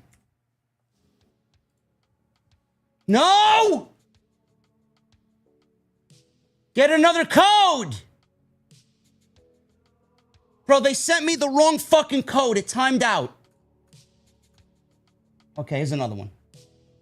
They sent me the same fucking code.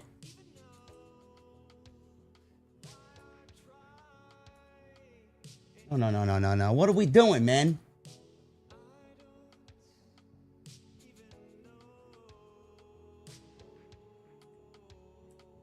All right, let's see. All right, this worked. We verified. Hold my spot and keep shopping. I'm in line, apparently, on Walmart. How do I know? The item is likely to sell out, but you can stay in line and we'll let you know if any are available when it's your turn. What does that mean? Hold my spot and keep... How do I know how many are available? Because they only have a certain number of pre-orders. Chat, how do I know? How do they let me know? Do they let me know by mobile device? In your queue, in your screen when you're in line. I'm in line. It's as far as we got. Can I pre-order on Target? No, I can't even add it on Target anymore. Something went wrong with this item. It cannot be added to your cart. Target shot. Fuck Target. Larry's better looking than fucking Spot. Clowns. Larry is not better looking than anybody. Larry's a cutie, bro. I'm sorry. Go fuck yourself, Target. Amazon, where is Nintendo Switch, bro? I mean, you failed me, Bezos. Where the fuck is it? They don't even have it here. Nintendo Switch 2 pre-order. Bezos was the smartest man on the planet when he launched his girlfriend into outer space. Fuck this guy, too. It's not even on there. But then he brought her back. Chat, how do I know when I'm in line at Walmart, bro? You said it just told you. Tried GameStop. Best Buy is garbage, guys. I tried Best Buy. Legitimately, they didn't even have the button for fucking pre-order enabled. Seriously.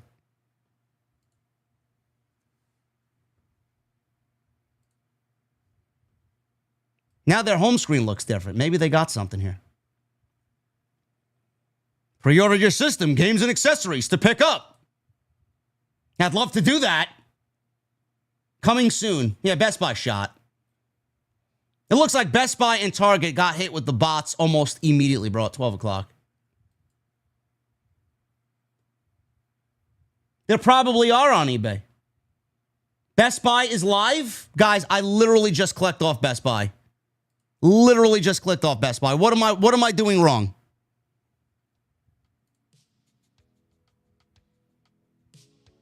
Nintendo Switch 2. Coming soon.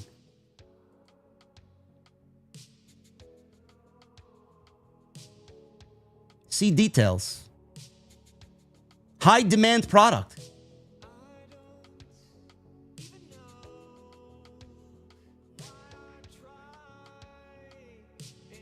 Oh, an account is required. Let's sign in. No, I don't want to use a pass key.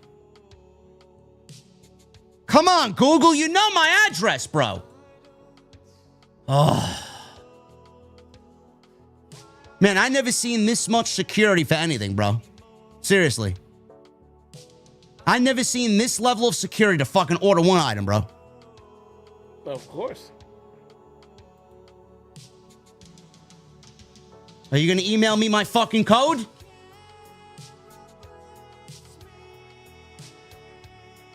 Check Walmart. I'm in line. Hold my spot and keep shopping. I don't know. Bro, I didn't get a code. Try another way. Email me my code. Use password. Well, this is fucking ridiculous, dude.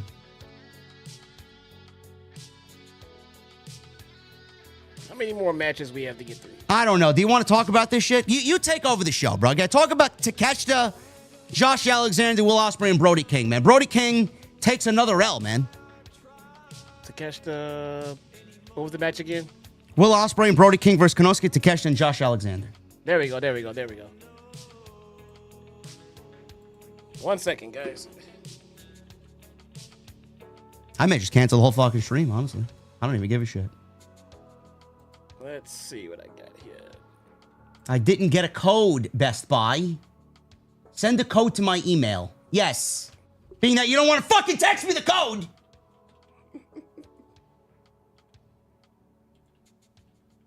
I'm still in line at Walmart.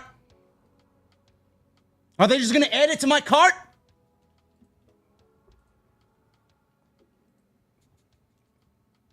Bro, Best Buy refuses to email me a 4-digit code, bro. Are you in line at Best Buy? No, I'm not in line at Best Buy. I'm in line at Best Buy. I'll let you know if I get through.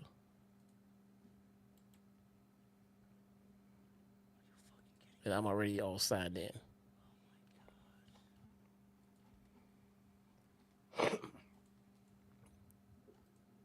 Bro, I had it in my cart at Target, man. They didn't approve the order because my bank thought it was spam, and I had to okay the purchase. Oh, my God. Yeah, you clicked that damn button too much, man. Oh, my God.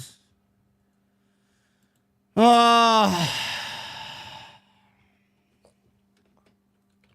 This is ridiculous. Best Buy will not even email me a fucking code, bro. They told you to fuck off.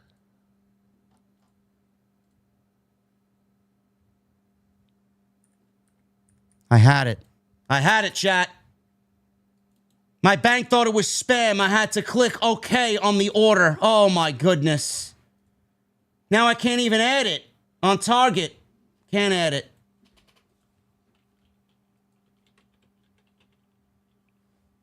Yeah, we fucked this up. They don't even have it on their website anymore. Who, Best Buy? Target. There it is. Oh. Something went wrong. I can't even add the regular console. Never mind. Oh, what happened? Let's see. No. I can't even add the Mario Kart one. The bundle. The bundle one? It's like $50 more. Can't do it. Unbelievable. Walmart is our only way, chat. I don't know if that's going to happen or not. I don't know how they're going to notify me.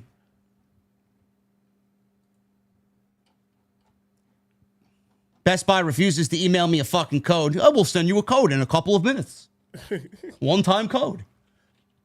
Where the fuck is it?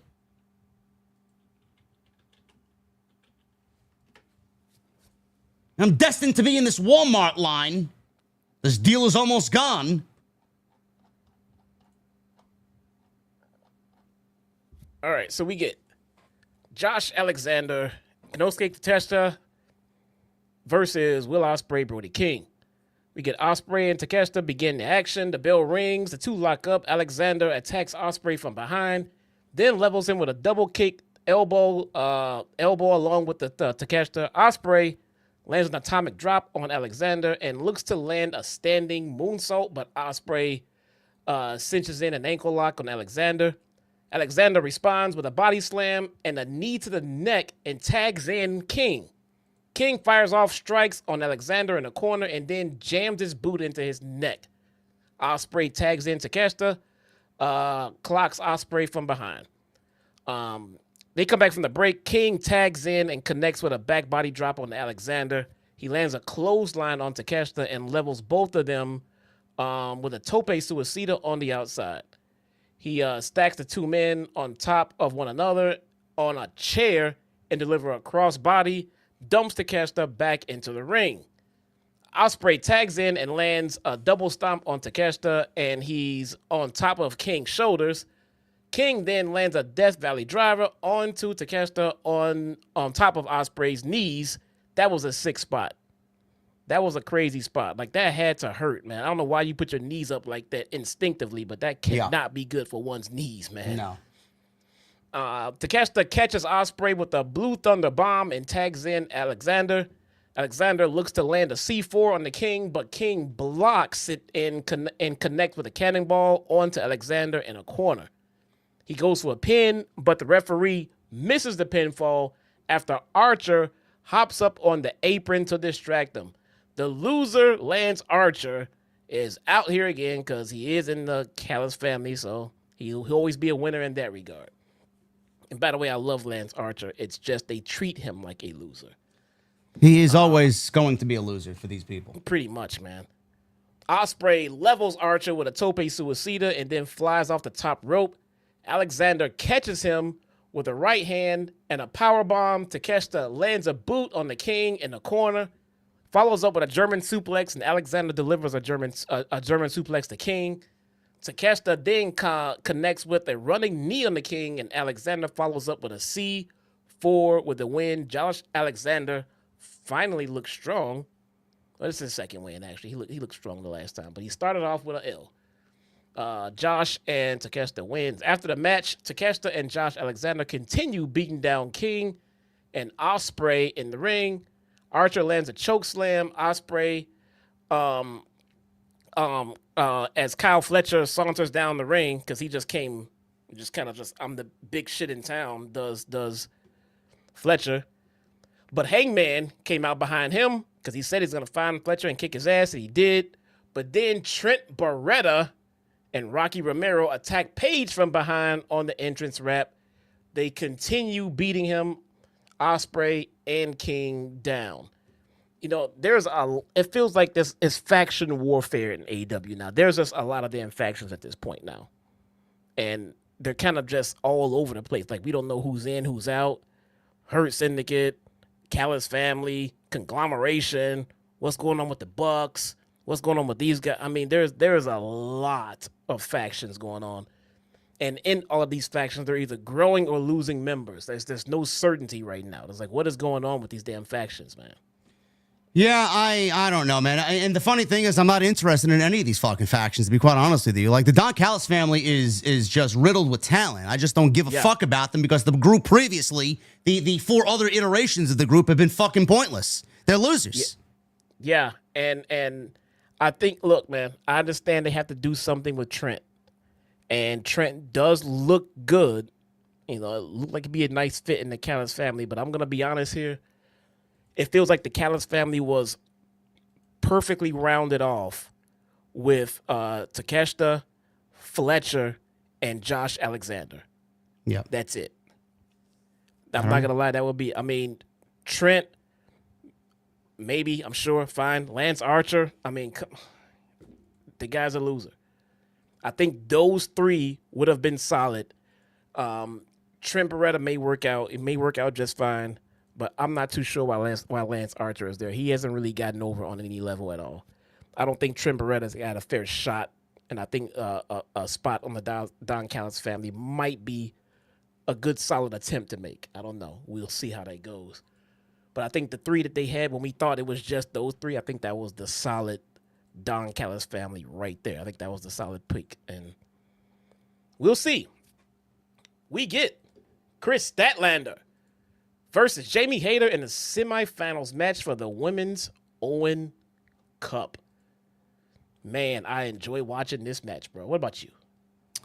You know, honestly, bro, I didn't care. I was surprised that Jamie Hayter won because I think we all had penned Chris Statlander to win. So I was actually kind of surprised that they went with Jamie Hayter. I like the fact that they went with Jamie Hayter because it opens up a little bit more unpredictability because you do have the Athena aspect to it. If it was Statlander, I do think that it would have been definitely one-sided. And I do think that they went with the unpredictability in Jamie Hayter, but I do feel like we discussed already that they're going to go Mercedes and go Mercedes all the way, and it's very difficult to not think that it's going to end up being Mercedes and Toni Storm because it's too big of a match. I just don't think Tony is going to want to move away from that dream match because he thinks it's the biggest match at the biggest show, and that's what he's going to do. Bro, I think you missed the question. Are you telling me how to answer a question on my own show? How did you enjoy watching? I didn't. I told you. I did not care. I did not care. God, dude. Honestly, I did not care, bro. I didn't care about anything on this show. Oh, man. The bell rings, the two lock up. Hayter connects with a German suplex on Statlander, then follows it up with a Meteora in the corner and a drop kick off the middle rope. Hayter sends Statlander onto the ring apron, but Statlander drags her out to join her and trips her. She looks to land a moonsault, but Hayter moves out of the way and Statlander hits the floor. Hayter then delivers a boot on the Statlander. Coming back from the break, we get Hayter. Hayter wears Stat down with a submission hold. She rocks Statlander with an enziguri, but Statlander catches her with a powerbomb and follows up with a 450 splash from the top. That 450 was not very clean. No, I saw that. That was all knees, bro. She hit that not very good. Yeah, that wasn't her best. She goes for the pin, but Hayter kicks out. Hayter then lands the Hayter line and the Statlander for the win. Jamie Hayter wins, man. After the match, Mercedes music hit. She comes out, makes her way out. She stares her down, and that was it. They put a lot of stock into Mercedes, man. And a lot of stock. A lot. She's being paid to do as little as humanly possible, bro. And I think she's getting paid a lot to do it too. She's getting paid a lot of money to do as little as possible. She came out and did nothing but dance. Nothing but dance. Man, I enjoy watching this match. You would never get me to not enjoy watching Chris Statlander and Jamie Hayter perform in a ring. But this match kind of falls under the umbrella of everything we've been saying earlier, and it's just that there's just too many plot holes. Yeah. There's just too many nonsensical things. I mean, look, man.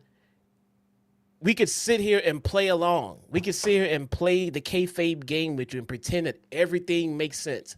Now, if we did that, how long will we have to play along before we just look ridiculous? Because these stories are not, they're not vibing, bro. They're not coming together. They're not, they make you ask too many questions. When you have to sit back and ask, well, why is this happening? Well, why is that happening? I feel like you should be explaining this stuff. I feel like we should be saying, oh, this is happening because of this. So I wonder who's going to win this because of that. No, we're like, why is this? Why is this that? Why is this happening? Because you leave us guessing. I'm sitting there looking at Stokeley and Chris Statlander on the same show, wondering why they're not together anymore. People are saying, just drop it. Okay, if I just drop this, how long before they tell me something else that you expect me to just drop that too? I could just tell you guys to just drop it for every question you have ever had in pro wrestling. Is that the best way to go about it? Or you should maybe just write better television? I don't think they know how to write better television. I don't understand it. If you are tired of me, I'm speaking to AEW, if they're tired of me complaining about the plot holes, maybe they should produce less plot holes. And that's today's show. That's it? That's it, man. That's today's show. It was a boring Dynamite, and I failed to get a Nintendo Switch. You can get one in the morning from GameStop. I guess that's the only chance I got now. Thank you guys for 1,000 likes. Appreciate you. I didn't, honestly, bro, between me and you and the chat, I'm sorry that I wasn't in full detail on this Dynamite review, guys. With the Switch and me being, I'm legitimately fucking fried, bro. I got a lot on my mind. I am exhausted. It wasn't a good day today. So I apologize if I wasn't all in like I usually am on the Dynamite show. I just didn't care. I didn't care. I'm tapped out. I'm taking the entire day off tomorrow from content. I'm taking the entire night off. I'm cooking myself a nice dinner. I'm going to watch The Last of Us. I'm going to relax and be refreshed for Friday's SmackDown post. It's the SmackDown after Mania. So we'll have a good time there. But thank you guys very much. We'll read through your super chats in just a little bit. Thank you again. Hit the thumbs up. 1,000 likes we hit. We got 1,100. We got Collision Corner out of the way. Make sure you guys go follow Jesse on social media at JDfromNY206 at Chi-Town Smark. Go follow his YouTube channel, link down below. You guys want to go get a hoodie? I pinned the link to the new merch site right there at the top of the comment section in the chat. Jesse, if you guys want to go, if you want to post Osaqui's thing again for everybody and explain that to everybody if they are just hearing that for the first time. Is that it? I'm not sure if that's it or not. I don't want to post that, and that's the wrong link. Let me grab it again. So, in case you are unaware, if you did not know, good friend of the channel, good friend of the community, Osekwe Vasquez, is a producer and writer for a show called Bosch that airs on Amazon Prime. After he concluded the season that is currently up right now, the latest season, he was then informed after the fact that they were not going to be renewing it. His stance on that is, that's fine. I understand that happens, but we, as him and his writing team, were not alerted to this until after they already completed writing the season and it aired. They would like the opportunity to be able to wrap up that series and bring it to a conclusion that the fans and everyone involved will be happy with. So all they're looking for are signatures. Just signatures to a petition. So I'm going to put the link right here in the chat right now. There you go. If you guys could, please sign the petition and help spread the word around. Share that petition on your social media platforms. Just share it. Just put it up, man. It helps. Every little bit helps. I keep checking it myself, and the signatures are going up. And they're getting there, but they would like a few more. They would like something definitive, something conclusive, something undeniable to Amazon that they can then go to them and say, hey, give us the shot at writing a few more episodes, maybe even a movie, a mini series, something to wrap up the story so that people who actually are enjoying the show don't have to say, well, what happens? What happens to Harry? What happens here? What happened? They'll be able to write that story and they'll be able to conclude it for all of their fans. So if you could, please, we like the community to show up and show out. You guys normally do when we ask these things. Osekwe is asking for our help, so please. There you go. Thank you, Jesse. Thank you, Osekwe. We love Osekwe. Let's get through these super chats and get the hell out of here, man. I am thoroughly exhausted. My Rock video from today is up to 42,000 views in 10 hours, man. That is the highest video since last WrestleMania season when he fucked up. So you guys are killing it. Let's get through these here. Appreciate the super chats all this week. You guys fucking killed it. Michael Krause with 2, 2, and 2. Thank you, JD. Everything the last 10 days. Yeah. Jesse, Jason, thank you for your hard work. Monday Rock and Pat show super chats were hilarious. JD, thank you, Michael. I did not see the super chat. I'll post Osekwe's link for the rest of the stream here. I will. Oh no, I'm not going to put Jesse in timeout. No, let me pin this. Why can't I pin this comment? Yeah, replace pin comment. There you go. So that's up there right now. Captain Solo at 5. What the fuck is going on with all these talentless rappers on my TV? Now AEW's bringing out these hacks. Really? I mean, something's going on in the industry, man. I don't know what it is. Jay Everington with a 5. Nobody wanted to see Travis Scott at WrestleMania, so what makes Tony think anyone gives a shit about the washed-up geriatric version of him? I don't know. No idea. DW Hurd with a $10 super chat. Appreciate you, brother. Good action with okay storytelling. AEW tonight, 6 out of 10. Is it appropriate to say poor Brody King? Yes. The guy just continues to lose. Captain Solo with a 2. Rest in peace, former Four Horsemen, Steve Mongo McMichael. Yes, Mongo passed away this evening at 5:30 from ALS. He was moved into hospice today, and he passed away this evening. Zachary Colon with a 20. Watched Dynamite earlier. I really wanted to like AEW, but I just can't get invested in anything as long as Mox is champ. Anyway, OTS for life. You are okay to feel that way, bro. Everybody feels the same way. I just don't really feel anything towards the product. When they have a great show, we know it and we feel it. You know, I don't really feel anything from the actual product right now because the stories that they are telling are not good enough for me to invest. I just don't care. BW or Best in the World, Matt. Thank you, Matt. $10 super chat. AEW, blah, blah, blah. Anyways, did you all know that The Rock had merchandise made up for him to be at Mania in Las Vegas? Hey, Rock, make 7-Up yours. Matt, we talked about that on TNT last night. Apparently that shirt was made already for I believe they did a big event last year in Vegas. That shirt was made for that countdown show where they got Roman and Cody on stage and Rollins and Rock were on stage. That's an old shirt. Crunchy Sock with a $4.99. Dwayne, fuck every fan with no lube. Yes, he did.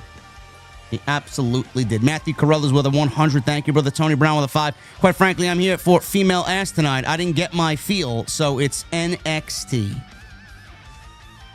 Well, you can't get any better than Stephanie Vaquer, bro. MGM Ballin with a 9.99. Sorry I'm missing HOG on Friday. Was looking forward to Santana and Takeshita. About to leave for a road trip to Talladega in a few hours, so I'm glad y'all keeping me up. Dynamite sure didn't help. Thank you, brother. I won't be at Hog Friday. I have opted to stay home, and I'm covering SmackDown instead. It's too big of a show. I do not want to miss it. I do not want to miss it. It's the biggest SmackDown of the year. Toya ain't nice with it, too. Master P is still alive? Yes. He looks good for his age, too. Why would Master P not be alive? I don't know.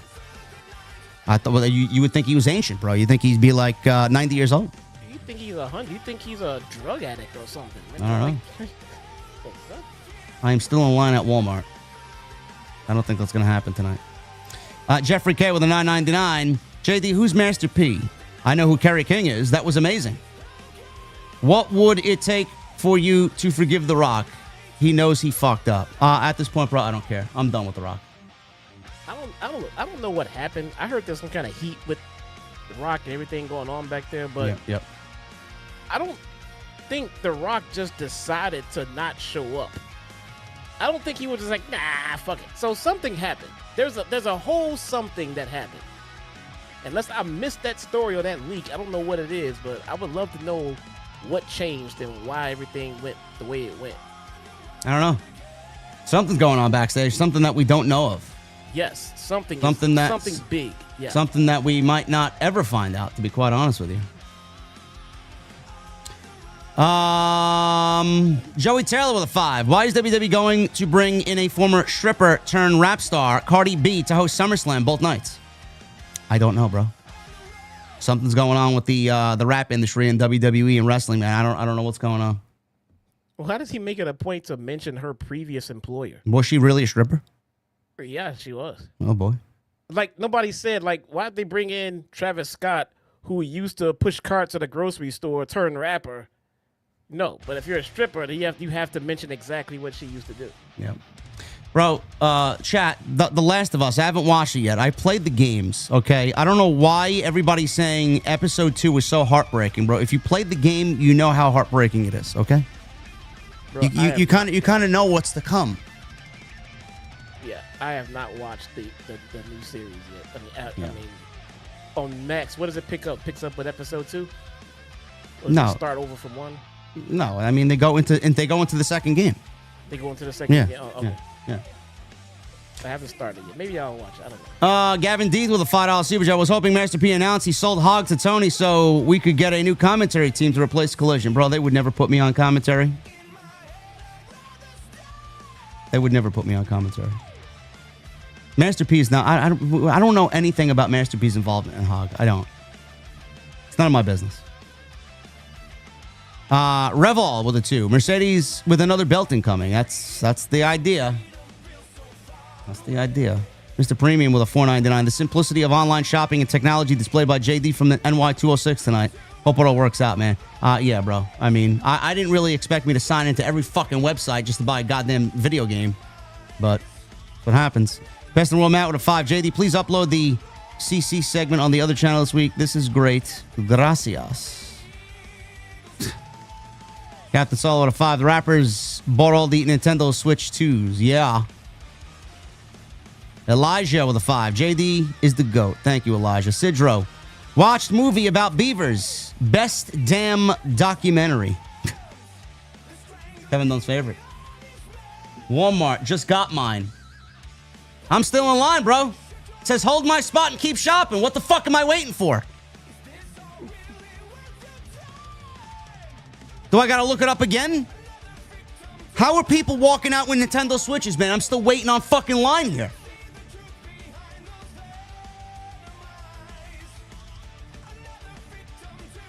I don't know. Justin Hesse with a 20. No switch to for me either. Thank you, JD and Jesse, for all you do. Nothing but love for all of you. And Bosch petition has been signed. Thank you, Justin. Appreciate that. Awesome. Thank you. Triple M with a 2. If you need to run some dungeons later, I'll be on. Later meaning tonight or tomorrow? We can do it tomorrow. I got some time. Sidro with a 5. Got an email saying how to read maps backwards. It was spam. What should have went to my spam didn't land in spam. Also, 5 ants rented an apartment with another 5 ants. Now they're tenants. Let me get. I didn't even read that. Now they're tenants. Now right? they're tenants. God damn it. Oh my God, man. That is awesome. Sidro, that was the best one in a while, man. I like that one. And Justin with a 5 just got confirmation from Walmart. Bro, where am I in line? Why? Why am I still in line? What am I doing wrong? Because Best Buy maybe they're waiting for a bunch of people to go through their purchasing process the same way that you did. Best Buy won't even email me a code, bro. I'm still in line at Best Buy. Bro, I got nothing. They won't even text me a code, bro. Now let's get out of here. We got to put on the proper music, man, before we get out of here. Jesse, you got any words before we get out of here? I do not. If you signed the petition, I thank you. If you have not, do me a favor and do so. And tune in, and I will be live streaming SmackDown, I believe, this Friday. So I'll see you guys there. There you go. Thank you guys for a great week, man. I am absolutely taking the day off. I'm not doing anything wrestling related outside of just collecting some news that hits the dirt sheets. That's about it. Other than that, I am taking the fucking day off. I'm either playing Destiny or sleeping. And then tomorrow night, I'm watching and catching up on some shows. Man, I got Last of Us. Haven't watched anything but wrestling the last 10 days. Sopranos, Last of Us, and whatever else is on Netflix that I got to catch up on. But thank you guys for a great 10 days, man. It is WrestleMania week. It's over finally. I will see you again next on Friday for Friday Night SmackDown right here on Off the Script. Let's get out of here, man. Thank you again, everybody. Go and check out that video I uploaded today on the Rock situation. It is a must-see. It will probably end up being the most important video I do, at least right now this season. So make sure you guys go check that out. It is on the homepage. Go get your hoodies. Go get your T-shirts. Code MANIA, I believe, is still active. If you guys want to save 15% off, link is in the description of this video. Go get your new JD from NY merch. We're going to be working with some new designers and getting some merch out on a more regular basis. I'm looking at maybe getting an Oh My Goodness design and something else to go along with what we do here, man. So go and do that. Hit that thumbs up. Continue to subscribe. We are 400 subscribers away from 170,000 subscribers right here on the channel. So I appreciate that, man. That video helped us out so much today. I'm going to continue trying to get a Switch 2 tonight.